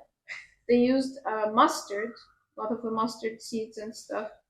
They used myrrh, okay, onion, طبعا, allium cepa. Onions appear in most of the recipes. It's amazing, the prescriptions, yani the medications. So they used mint. Mint used to actually grow bardo as a weed. It just grew naturally. And the Egyptian mint has a very particular flavor. It's different from different types of mint. البلدي بالظبط. Sandalwood, okay, it's good for digestion and diarrhea and stuff. Sesame soothes asthma. The tamarind, the tamr hindi, it was good as a laxative. They use thyme as a pain reliever. Turmeric, most of this stuff was definitely imported. They got a lot of stuff from Africa and whatever. Some of it, not all. They definitely they tell us that they send excavations for these things. So I mean, for a lot of things, I mean, including the really good incense, they had to go down south to get the really nice incense. So they would send expeditions for that, and the barter system was based on the two products that the Egyptians had and that most people didn't actually. Were like the papyrus was one, and the other thing is gold. They use a lot of gold, sometimes also copper or whatever. To just they went and they purchased the stuff, and they actually left us records saying how much they would go to pay in order to purchase things. For example, in the how many of you realize that the pyramids, like the one belonging to Cheops and the four belonging, well, at least the three belonging to Senefru, his father. There's a fourth one that's not so sure of Senefru, his father. They have wood in them. And that's the only reason, I guess, or well, not the only reason, but one of the main reasons that they withstood the test of time. For example, Egypt actually had two of the seven wonders of the ancient world. And the second one was the lighthouse of Pharos on the island of Pharos in Alexandria. And it was thousands of years after the Great Pyramid. The Great Pyramid was like 2640 something BC. It's the oldest one of the seven wonders. It's the only one still in existence. Jaffa Pharos was destroyed by in the 14th century for good. I mean, there was a series of actual earthquakes, but the worst was of the 14th century, and it was completely destroyed then. But not the pyramids. It's like the samurai swords. They have a soft inner core. Okay, think of a ruler or something made out of wood or even plastic, but it's rigid, and you can just, easily break it. Get a piece of rubber and try doing that. I mean, unless you get a knife or something, you cannot. It just, bends with you, and it's not so easy to destroy. The step pyramid, is the oldest and it has a lot of wood. طبعا, but it's not any wood, Cedar. not just any wood. طبعا, it has to be the cedar that they got from Lebanon, okay? And they used to purchase it. They used to buy it, and they bought it expensive, by the way. And they paid lots of gold for that. Okay. Okay. A lot of thyme and turmeric. So, and you notice from the prescriptions in the different papyri that some substances are used most, for example, to treat coughs or to for skin diseases or whatever. So you sort of they put them together to help you know what they had. Okay, I'm not gonna use most of these, I have to tell you. There was one of the prescriptions, and it's for inflammations on the skin, is you get a frog and you fry it and you use that oil on the inflammation. Yeah, well, I don't think so, but obviously it may be worth trying. Actually, if they put it there, it could be, it could be. Maybe you must have had a point. Okay, it must have had a point. But anyway, they used cattle milk and bee honey, lizard blood, ox organs, swallow's liver, bat limbs. Okay, from the sperm whale, they used amber. Ambergris is the amber. Amber. They used the glands of the musk deer. You have the musk, from the deer. Not only as as perfumes or stuff, but they actually used some of those in prescriptions. Okay, we have a lot of minerals and metals. Lots of different types of salts were used as remedies, but they also used the antimony, which is used in koh, black koh, alum, okay, carbon from charred wood, copper, feldspar, iron oxide, limestone, red ochre. By the way, in English it's called feldspar. When they use it in Arabic, the word for it is feldspar, without the D, but well, it's the same substance. Okay, we have sodium carbonate and bicarbonates and salts and sulfur and arsenical compounds as well, things made from arsenic. Okay, biogeometry. We're like in the house of biogeometry. This is the biogeometry foundation.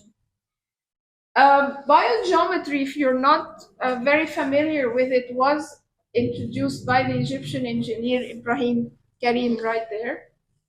And he wrote it through in the early 1970s. Did you think of it before the 70s? Like, did you start having this idea before? The 70s, that makes 50 years now.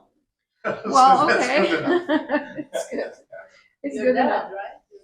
Your dad. No, I started, biogeometry is different. My dad was doing ancient Egyptian culture. Biogeometry is a science of energy interactions. So it's a different. The books of Dr. Said Karim are still sold in the Egyptian book organization, الهيئة المصرية العامة للكتاب, the General Egyptian Book Organization. They're still available. They're still in print. They're quite important. So, but the idea of biogeometry depends on the idea of shapes, colors, motion, orientation, sound, and other things such as numbers. Like if you hold anything, but if you hold like 2, it has a different effect than if you hold 3 of it, and it can make you feel better. Okay, so it depends on a number of things that you can use in order to induce harmony into the subtle energy qualities of the environment. Okay, so basically it works to adjust the surrounding energy so that you can feel healthier. So we know that the ancient Egyptians took great care of directions in the buildings. They also chose the location of important structures with a great deal of care, okay, and measured them. Okay, so And also we noticed certain things. For example, in a tomb or a temple or whatever, if they're talking about something that's taking place in the eastern desert, you notice it's on the eastern wall. Okay? If it's in the Red Sea, it's on the eastern wall. If he's talking about the western desert in certain areas, and it's on the western wall, and so on. Whatever that means, but they obviously, for them, directions were a very important thing. Okay, all Egyptian pyramids, all of them throughout the Egyptian civilization, okay, they have to have a northern entrance. So whenever you go and there's an undiscovered pyramid, you start looking in the north because you're going to find the entrance.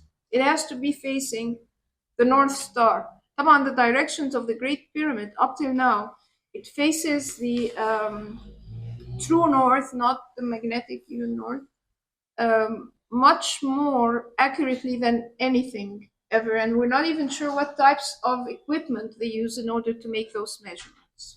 It's just one of those unsolved mysteries, you can say.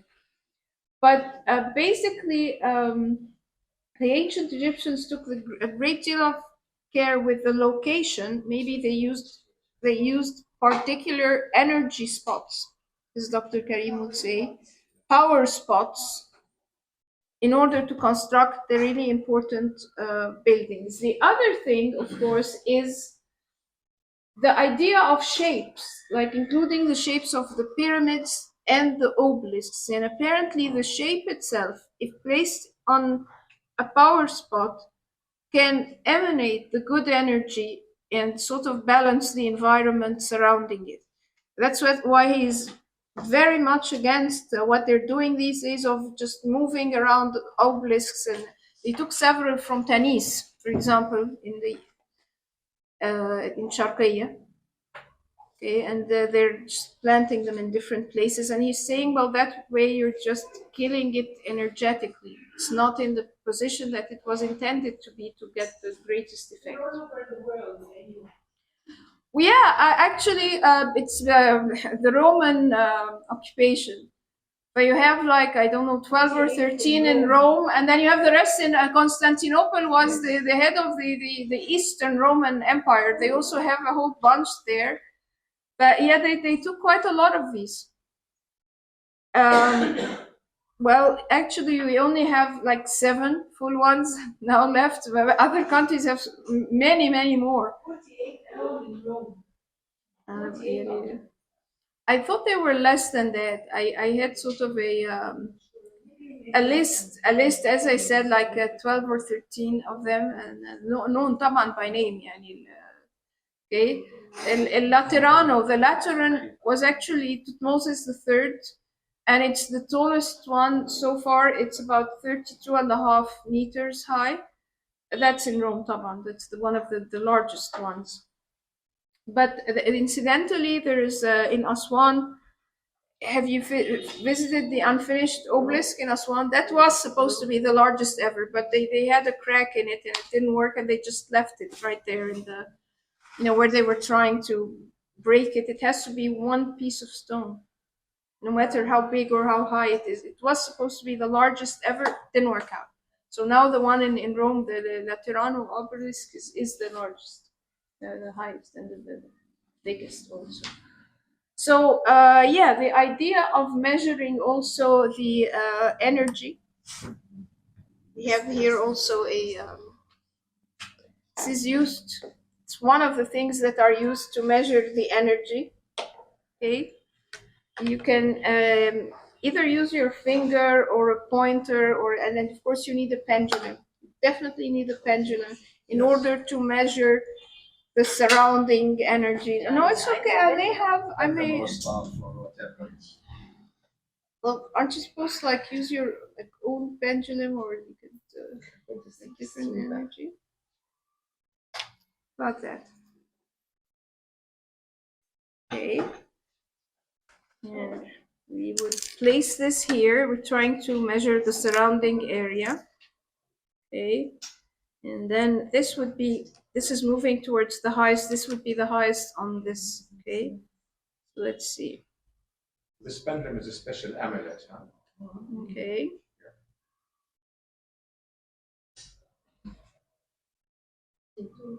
Strong.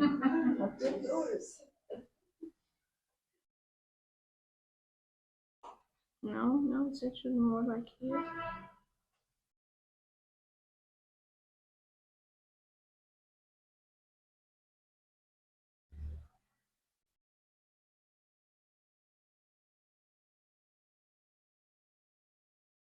Because you have something in place there. But it reached this particular spot Yeah, and it almost. started If you really take, working. if you Yeah, and if take shape, obviously you it's won't have all that. so a measurement type, yeah, and it would be right here in the gradation. So, but that's good. So we have something also placed here to increase it. Thank you so much. Thank you for that. Okay. We have actually, following the concept of the effect of shapes and energies of general health, the pyramidal shape actually deserves its own sort of type of complementary medicine, because they have discovered by experiments that meat is better preserved inside of a pyramidal shape. The razors can actually turn sharp if they've already, have some rust or whatever inside the pyramidal shape. Some healers, they place water inside the pyramidal shape and then drink it for the good health. It doesn't even have to be, either big or made out of stone. It could be made out of cardboard or wood, and it could be a tiny shape. But it helps if you have the right angles, like follow the ones of the Great Pyramid, for example, like 45 degrees or whatever. It's better if you have the sort of the correct measurements and sort of build it in scale. But there are lots of people who are now using pyramids. Okay. Well, I told the story. I think it was you who said that it wasn't true, but actually know it to be true. Dr. Hassan Abbas Zaki is very well known, and he was head of the spiritual foundation of Egypt, and he was a minister of economics. Wallahi. I want to know. But I had heard, and from people who know them quite closely, rahmatullah alayhi طبعاً دلوقتي, that he built he placed a desk for his daughter under sort of a pyramidal shape. Said it made for better sort of concentration. We used to use many shapes of BioGeometry. That I Okay. gave him because we were good friends. That's first for me. I didn't know that, but that's so interesting because he was such an interesting person, very wise person as well. So as I said, the pyramidal shape was. I think it really deserves its own field of complementary medicine. Cleanliness, of course, is it's preventive medicine. They actually have a department of community medicine. Right? And as I said, my mother studied in something called the School of Hygiene and Tropical Medicine. It was the School of Hygiene. The first rule of hygiene is cleanliness. Taban, it's the best method to maintain public health. They were freakish about cleanliness. We know that much. We have about 16 different types of razors. We discovered about 8 different names for the different types of razors that remove hair, for example. Okay, they had all these different hairstyles and little tiny mustaches and whatever. Okay, all of the large houses, they had these pools in them. The temples had, well, they call it the sacred lake, but it's basically a lake in the temple that was used for purification. The idea of purification before prayers, we have it as early as Dynasty 1, what is known as the Narmer Palette. King Narmer or Naermer, he's standing and he is barefoot. He doesn't wear sandals, but right behind him, there's a guy that's holding a sort of a water jug and the king's sandals right behind him. So obviously, this guy did a purification ritual, and this is taken inside of a temple or a sort of a sacred area. So he had to perform sort of ablutions like a wudu before going in. Taban, that the Coptic priests, before they perform any of the service, they have a very, very elaborate purification ritual. The Jews, they got a lot of that from Egypt when they were in Egypt, because they are sort of freakish about the idea of purification. Okay, the mikvah for the women, of course, when they sort of have to, they have this purification ritual in the mikvah. I think in the Talmud, they have 4 volumes on women purification alone. I think 7 volumes of the Talmud for purification in general, but 4 of them are just for women. Okay, and the Maimonides, who is Musa bin Maimun, he used to be the physician of the son of Salah ad-Din, the famous Saladin of the Third Crusade. Okay, he's buried here in Egypt, in Hart el-Yahud, the Jewish ghetto in Mosque. Right. He's still buried there and considered a saint together. But Maimonides wrote a lot of the rules. Come in. Talmud وغيره. He's very famous as he wrote a lot in the liturgy and stuff. Okay. So prevention is definitely better than treatment. They bathed basically all the time, and they used different types of things for purification. Water, of course, number one, as it is up till today. But they used a lot of salt and oils, and we have to remember soap is made out of soap and oil. Salt and oil. Okay, and they use incense also for purification and whatever, and a lot of essential oils. In fact, they have something called the 7 sacred oils, and they were placed in tombs. We have quite a number of caskets containing those the 7 sacred oils.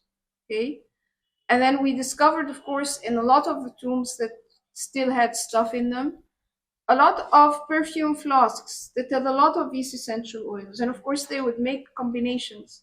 They weren't just into one type. They really, they tried mixing and matching as well to get very nice scents. Water and the sun. I think that maybe you'd think we should start with things like water and purification and the sun. Okay.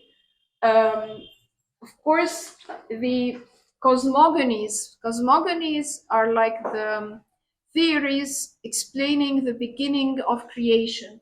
The ancient Egyptian cosmogonies had basically water. Everything emerged from Nun, which is an eternal body of water. Okay, so obviously they believed that, and the sun also appeared when the waters started to recede, and you had the tip of the something looked like a pyramidal shape, the benben. Okay, and then the sun shone on it, and you have the great cackler, the bird that came on top of the benben and made this sound, and it broke the silence, and also from the vibration you start the creation.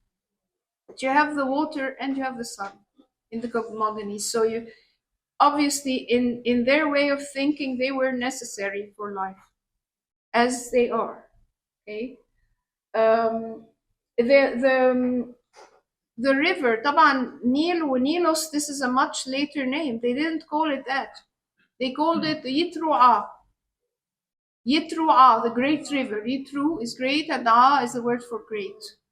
Okay, so the great river, does it remind you of a word? كلمة ترعة.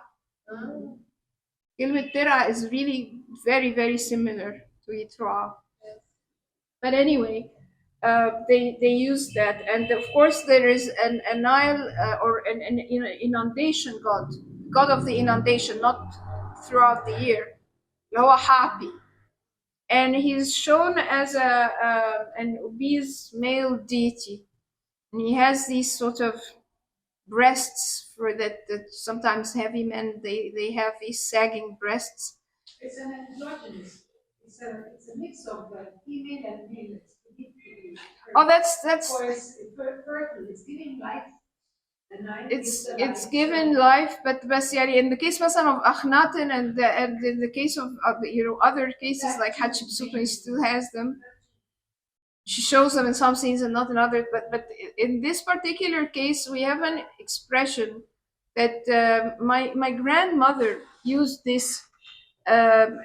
Someone came to visit us, and my grandmother said she's like bint Iz, which translate loosely as um, she comes from an affluence, or she's from a good society. And we were telling her, well, and we don't.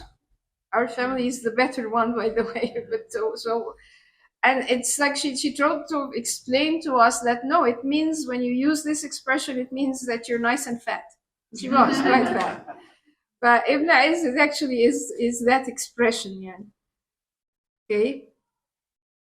So obviously it shows it's a nice kind of fat. It shows abundance. That there's fertility, there's abundance, and he's always carrying a lot of good Nile products in trays. Okay. Here we have the pool of Nacht and his wife from Western Thebes.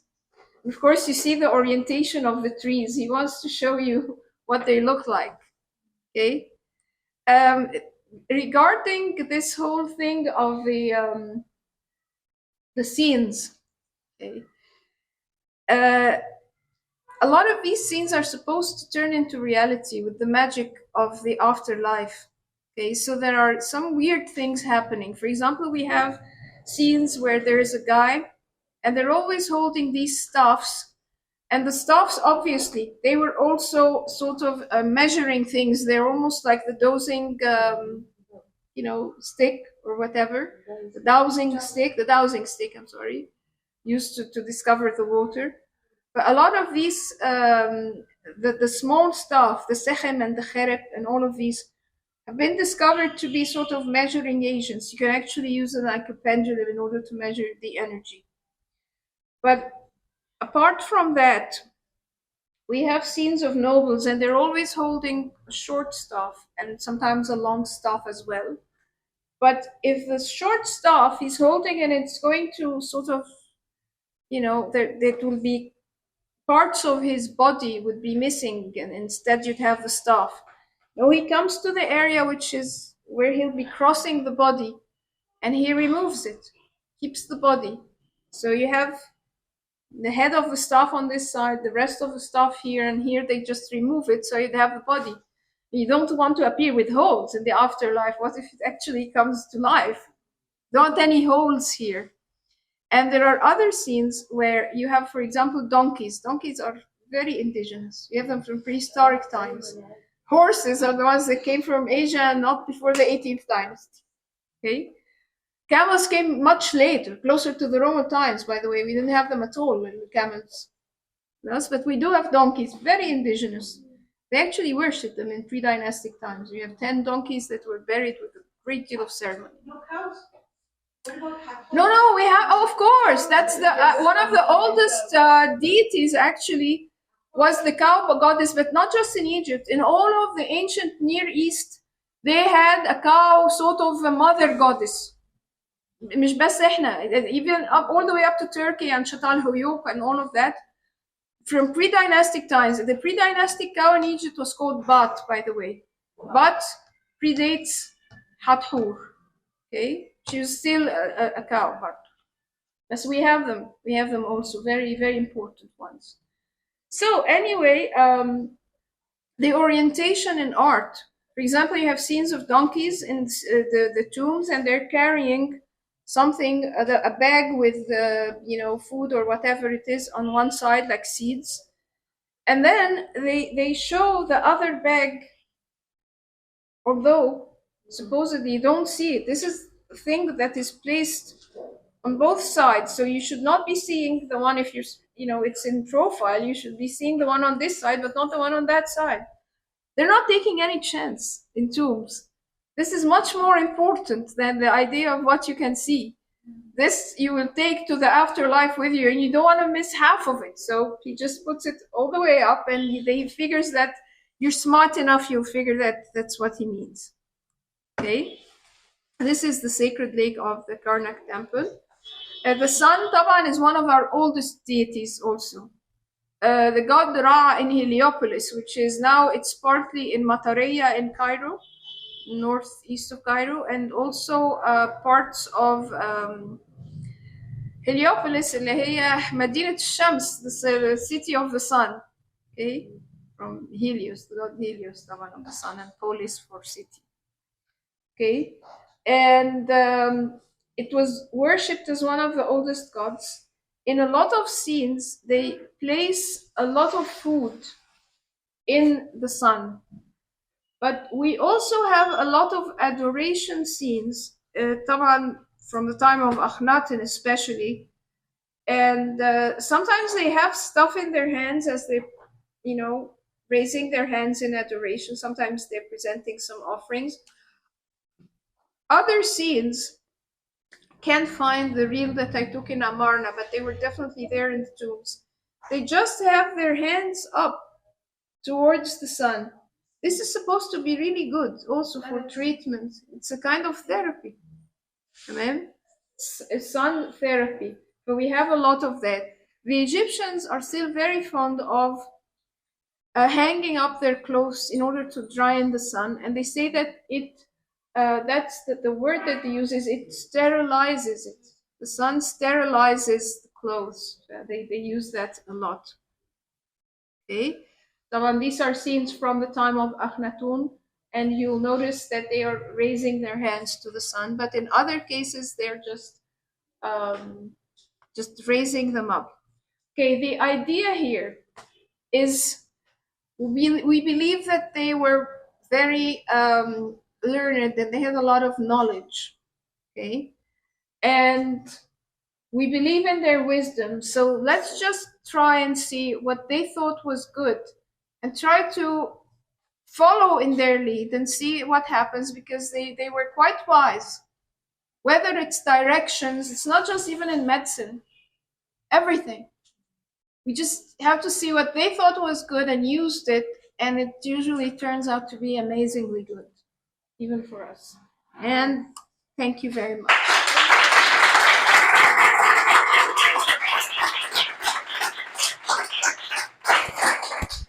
Well, thank you, Dr. Randa. I'm really sorry. I think it was too long for almost everyone. Yeah, it was a fascinating talk, and we profited a lot from it. If anybody has any questions, we can take 10 minutes of questions if you want. Oh, sure. Anybody has a question? Yes, Suhail. Please. Hi. Oh, no, thanks. One of the things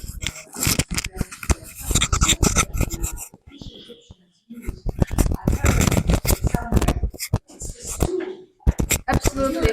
Oh, yeah. They use both. They definitely use both. Yes? I did not put them in on purpose, but they definitely use both of them. They use them externally. Okay. Urine is actually quite good for wounds and stuff. You know that the sailors, I remember hearing that the sailors, because they up to today and in Europe and stuff, because they keep pulling all of these ropes, and their hands, they have all these blisters, and they would pee on their hands because it has a good effect, or it's actually good for that. But yes, they used both, definitely.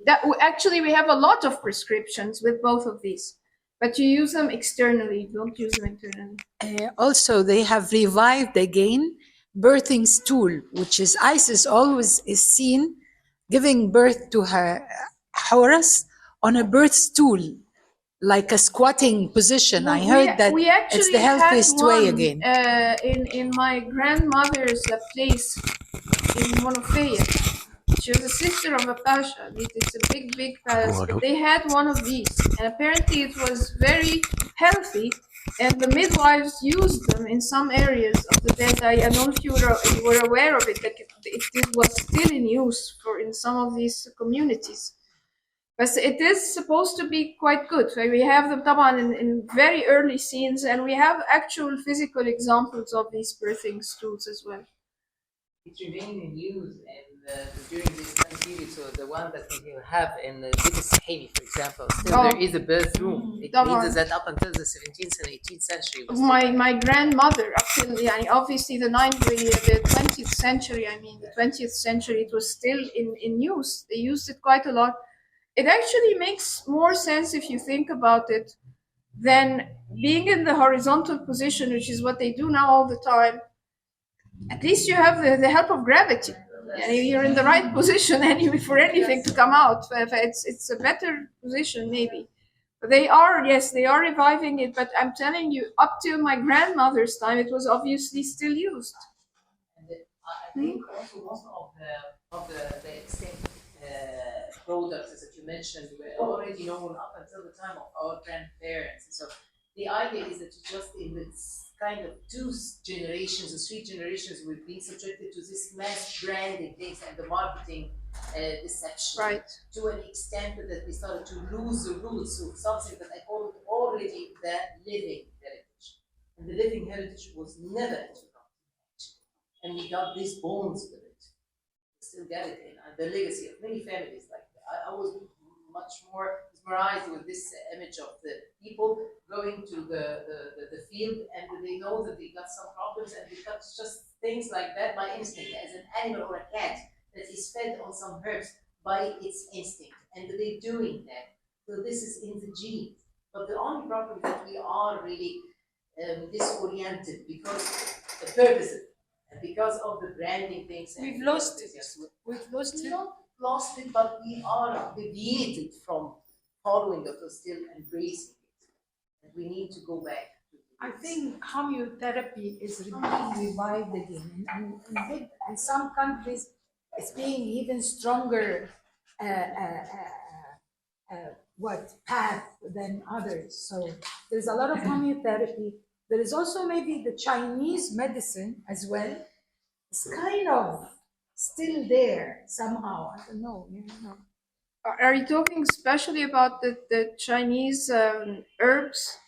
Problem with it, I prefer homeopathy for one reason. They're wonderful. The Chinese herbs are wonderful, but they taste horrible, and you have to use a lot.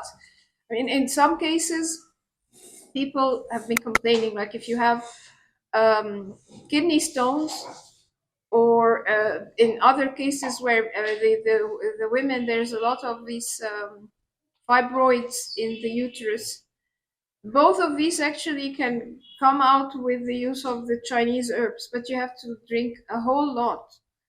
The taste is the problem, but they actually get wonderful results. With homeopathy, it's much easier, and it gets the same results, and it can actually be used for both of these conditions as well as others, of course. No taste, yes, because it's very diluted. According to the law of Avogadro's, if it's like less than 12% or something, and it doesn't appear, when you examine the water or whatever the substance, it could be placed on sugar pillules. Sometimes they make it out of lactose, if the lactose pills. And if you actually examine them, you will not find any trace of the actual substance that is supposed to be doing the treatment. If you use it diluted enough, doesn't appear, but it brings marvelous results. So you can hardly taste it. You can hardly taste it. You don't taste it. If you're taking it in water, it tastes like water. And if it's like a pillule, it will taste like sugar. But you won't taste the actual substance itself. Only the energy, the vibration. The vibration of it. That's why sometimes they have this machine that produces the effect of it vibrationally. Wasn't there this thesis? Someone was doing a postgraduate degree on the effects of olive oil and how Yes. to get the sort of the vibration of the olive oil and use it then for good effects. Yes, we had Dr. Summer from Alexandria University, Something who sort of wanted to make a lamp for intensive care units and operation theaters, where the lamp actually harmonizes the electromagnetic energy in the space, which puts a lot of stress on the patient. So her idea was taking olive oil, placing it between two glass plates, and using the olive oil to balance the energy, and it worked. So, but we couldn't use olive oil because you can't, once you put it there, it won't last very long. So the whole thesis was, how can I convert the same qualities of olive oil into a geometrical pattern? And if we manage to make a geometrical pattern that's exactly like has the qualities of olive oil, we can actually put that pattern on the glass and make the lamp. So we did that, and she did her tests in one of the hospitals here, and it was a very successful doctor's degree, very successful thesis. Yes, that's Dr. She is going she's going to give us a lecture sometime in the next few months. I've asked all those who had done their PhD in something related to biogeometry to come and introduce their research here, because we have 25 years of research at the university, but not many people know about it. So we're asking them, will be coming from time to time. That's the thing about olive oil. But I just want to make a small, let's say, overview here, a very small one, from the point of view of biogeometry. Biogeometry is a physics of quality. All our physics and our science is quantitative, because our left brain perception, that's the sensory perception, sees only 2% of reality. And from that, we construct our perceived reality. But the 98% is unperceived and is part of the extrasensory subconscious. So this is where all the laws of nature are. So biogeometry is a science on the inner dimension of things. It's a science of quality, and it is at the core of energetic principles. It's the interactions of the laws of nature. So it's a deeper dimension than the sciences we perceive.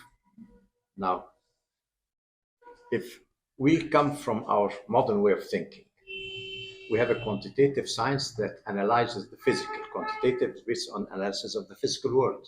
So we develop our sciences, and we try to go deeper and deeper and look at what's happening on a deeper level. And then we look at the ancient Egyptians. From that point of view, we see it's a diversified point of view. We see that they had so many things. How could they have known all those things? And most of those things we haven't even reached today. Well, you can't know all that if you're going from the top, from the physical, and trying to go deeper. But once we developed biogeometry as a modern physics of quality, we very quickly found that if we can analyze the core of things and understand physical reality, we found that the ancient Egyptians had a similar way of going into the depth or the inner dimensions of life force. And by understanding that, they are at the core. So when you're at the core, you easily develop all those sciences because you have the source. Yes. It's not like coming from the top and seeing millions of things that you try to connect together. No, they're inside, coming out from that inner dimension. So it's very easy for them to develop all those interactions here. We have only discovered that, and we can speak about that because biogeometry gave us a key, a modern physics of quality. By taking this key, we sort of unlocked the door and found that the ancient Egyptians had an even deeper knowledge of life force sciences. And when you have that knowledge, when you're on the inside, then like the cook in the kitchen, he can produce so many things, not like us sitting outside in the restaurant, you know. So this is just to tell you that the ancient Egyptians worked from the other direction, from the inside, from the energetic core out. And when you do that, there's no limit to what you can do on the physical dimension. And as long as we use our Western mind, Western science, analytical, quantitative, trying to understand them, we will only wonder about the things they do without really understanding them, without going any further about all that. So that is just the way we see it from biogeometry, because we look at those things from the other side. So it's just my little comment on all those Incidentally, I should have added Reiki. The idea is there was research and also a thesis recently about embracing scenes in ancient Egypt, because we have a whole bunch of those, and it's usually a deity doing the embracing part. Okay, and in Reiki they actually have this healing embracing effect. They're teaching it now to nurses, by the way, that you should also embrace the patient, that this kind of shared energy is supposed to be really good. And so there's an entire thesis nowadays about the embracing and the effects of the embracing and the words that are used to indicate that it brings all this energy and it's really good and all of that. So could also talk about that. You know, when you're at the core of things, then from our point of view, we study all those different modalities today of energy sciences and all that. But you shouldn't think that the ancient Egyptians had this or that or that. No. When you're at the core, you don't need to, let's say, to use acupuncture, you don't need to use Reiki, you don't need to use the chakra. You are in the middle of the energy sciences. You can do whatever you want. You can develop your own postures that don't necessarily have to do with mudras. You can do body postures. You can do a lot because you have the knowledge of energy interactions. And when you're in there, you can do everything. And that's the greatness of ancient Egypt. Now, you could only do that if your left brain consciousness, your perception was open to the right brain, to your right brain consciousness. If you had a perception of the subconscious. In ancient times, the focus was more between the right and left brain, so they could see all that world with this, let's say, all the laws of energy and all that. But once that door shifted, because we went into more analytical things, we don't have the same worldview like the ancient Egyptians. So the treasures that they could gather from the energy work and bring it out into everyday life, that's been close to us. And we try here to just to dig a bit here, explain it in our own way, which is definitely not the real thing. But that's as far as we can go, because we closed the door to the subconscious. We closed the door to nature's laws, the laws of nature. So that's Until today, the doctors don't want to accept that the human being is not just a physical body. They're still resisting very much that the soul and the energy, the life force energy, Yes. has a lot to do with the physical and how it evolves. That's good. I was in an international conference symposium presenting some papers there. And then a good friend, scientist, Dr. Heinz Leuenberger, he was head of the pharmacology symposium, and he is very open-minded. So he made his paper about the open-mindedness in science, in modern science. And what he was saying from his perspective, of course, all his years in Sandoz, in Switzerland and all that, he was CEO there. But he was saying, we in modern medicine and pharmacology tend to label everything we don't want to hear as placebo. Yes. So he said, placebo is a very simple thing that we know. I mean, we know placebo when we test medicine, but you can't take that word and apply it to everything you don't like. So he said, for example, Chinese medicine in Western thought is placebo. Homeopathy is placebo. They labeled it in a negative way. Yes, everything is placebo. But So it works.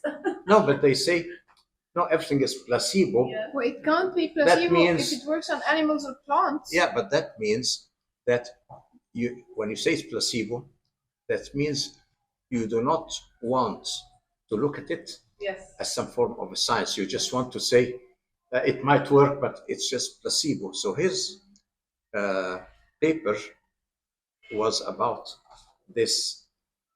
We need open-mindedness in modern science. And he was really speaking about pharmacology, that why are they trying to put walls and discarding everything that more than half of humanity is using.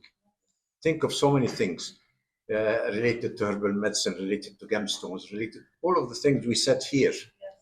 Well, they would tend to tell you, I mean, but we won't let them come near ancient Egypt. But if they would look at that and tell you, oh, the ancient Egyptians, yes, they go that, but we have no scientific proof today. All that is placebo. But we won't let them come to us. Let's stay out there.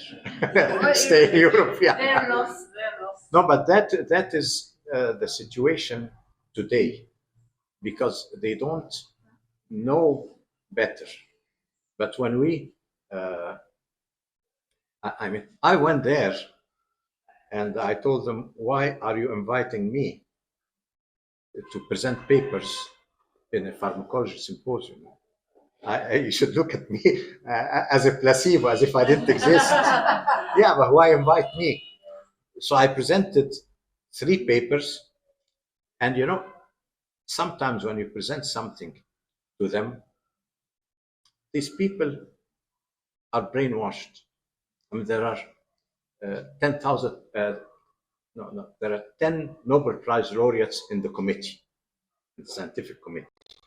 You think they would be closed like that. But then I discovered something. They didn't become Nobel Prize laureates because they are closed-minded. They could be afraid of speaking out, Yes. of saying what they feel. But when presented with things like BioGeometry lecture, all of a sudden, I found those people to be different. All of a sudden, they're open-minded. All of a sudden, they appreciated all those papers. And so it is like modern science. They're ready, but something is holding them. I know one of the getting out of the comfort zone. one of the Nobel Prize laureates, he wrote a paper on homeopathy, and he used the concept of water memory, and presented that paper to a scientific magazine. Well, they came to him and told him to withdraw the paper. Yes, because you are not allowed as a Nobel Prize laureate and as a scientist to go and speak about homeopathy. You see, it's as if it's a disgrace speaking about homeopathy. And he said his paper was very meticulous scientifically, but they told him, you have to withdraw it. They put pressure on him, so he had to withdraw it. So imagine that's the situation today. And the day science becomes open-minded, all of a sudden, ancient Egypt will become a treasure cave, a treasure trove for the whole world. We are only waiting for a change of mind, and then, but we'll be there.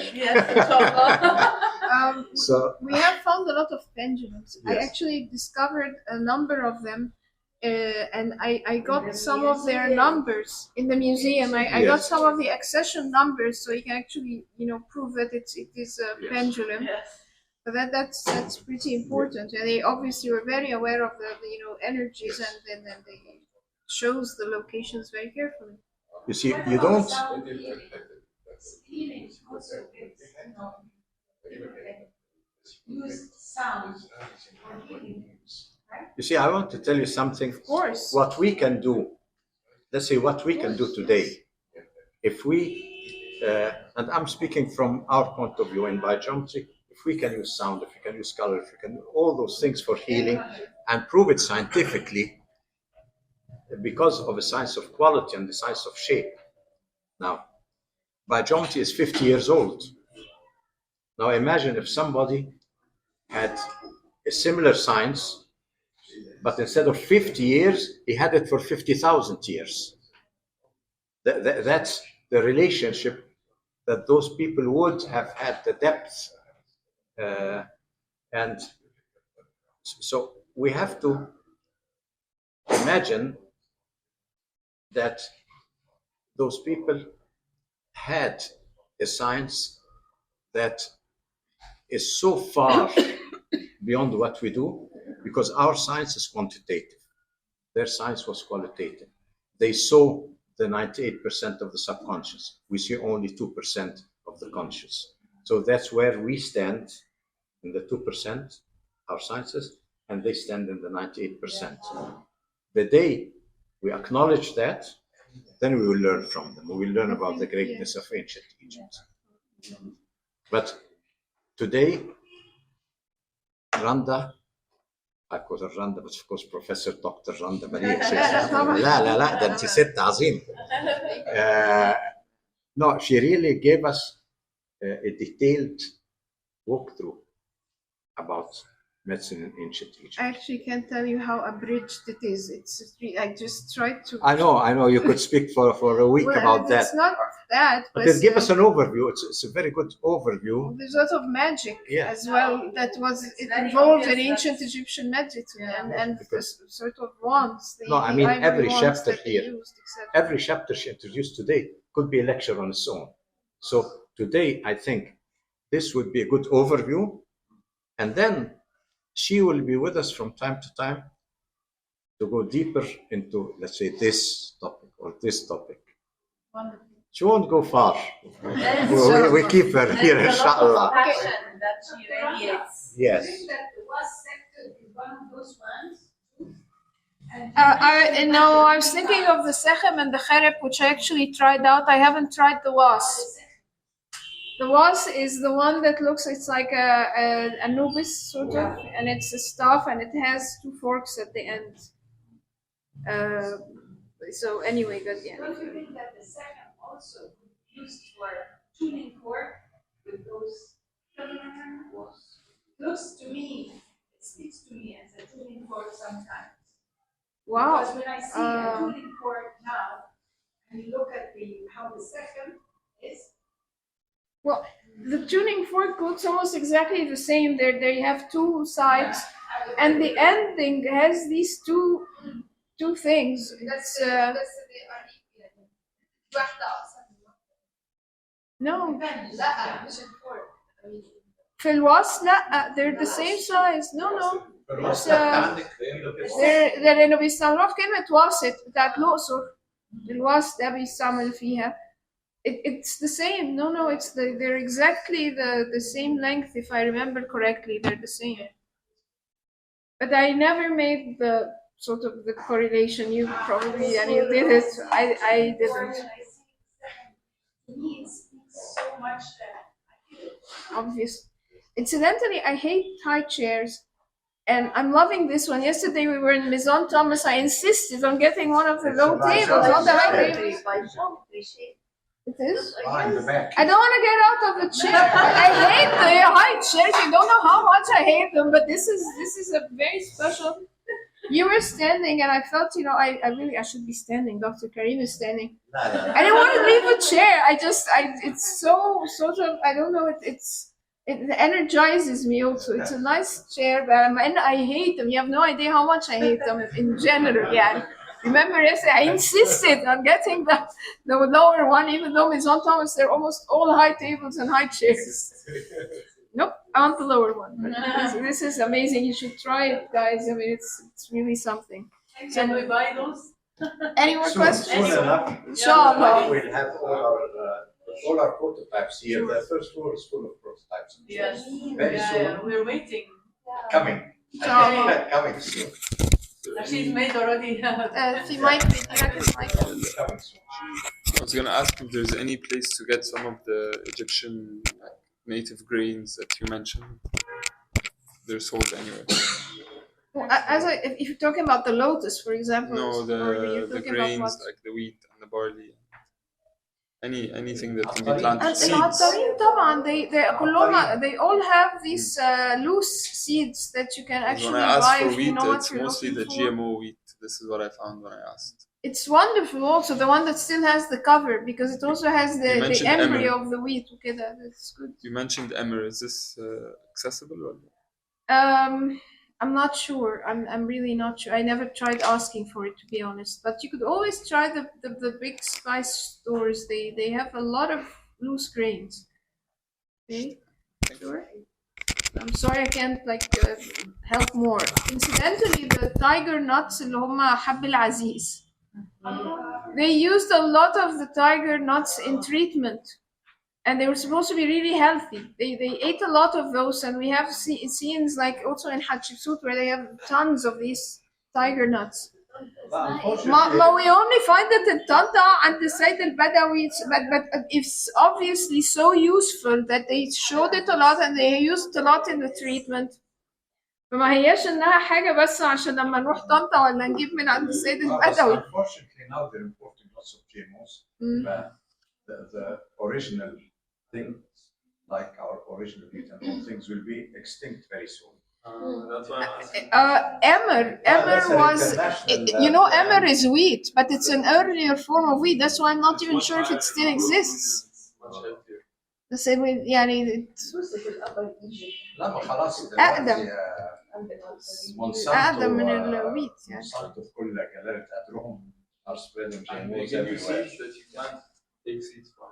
No, you can't, because that's the whole idea. So you have to buy from them. That's the whole idea. They have the ancient. Yeah, they want to kill your production and make you dependent on. They were doing it in Greece. I wasn't aware they're doing it here كمان. That makes sense. I heard, so I don't know, but I think so. Every year you have to buy seeds. And very soon, خلاص, our local production. Well, we're allowing it, so I think that if we're allowing it, we deserve it. You should not be allowing it. The whole world is. So increase Well, we're allowing it out of India.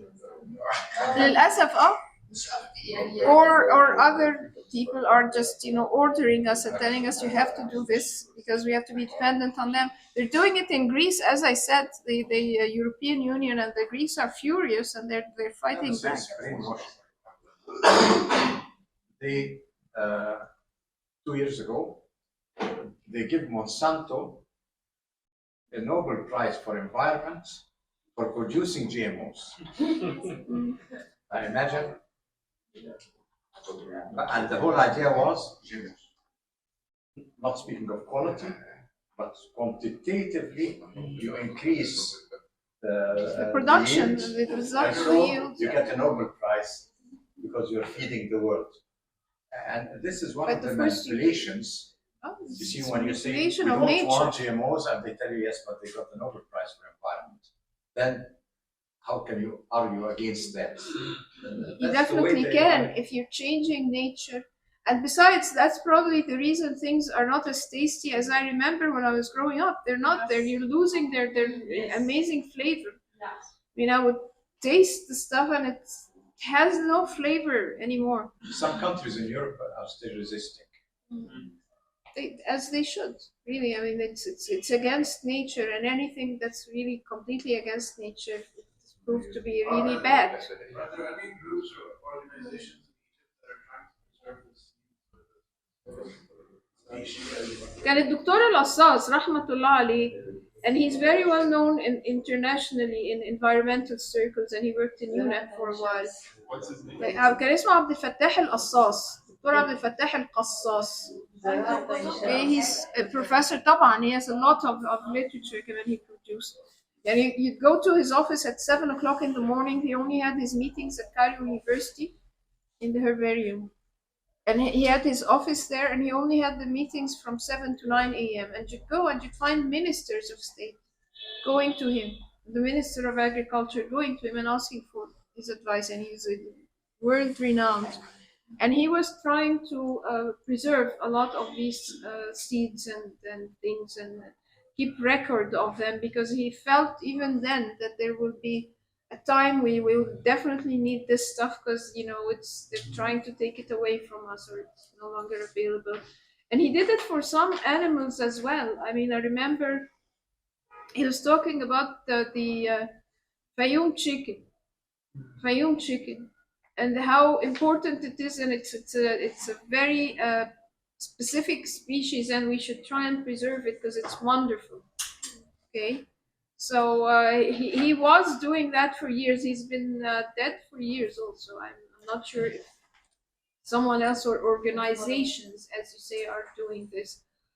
In the botanical gardens of Shihab Mazhar, he's not really talking about seeds so much as different types of plants and flowers and whatever, but it's also a start. And they actually have booklets that they gathered together. They try and make photos and also illustrations of the different types of plants, different types of things, and in order to preserve them and talk about their qualities and things. And it's one person with a team that's gathering all this stuff together. But I'm not sure how deeply he goes into the actual seeds, like wheat or whatever, or barley. Taban, wheat was not known. They used barley almost all of the time. Shade. We just have to raise awareness. Okay. So let's call it today, and thank you, Absolutely. Dr. Randa. Thank you all.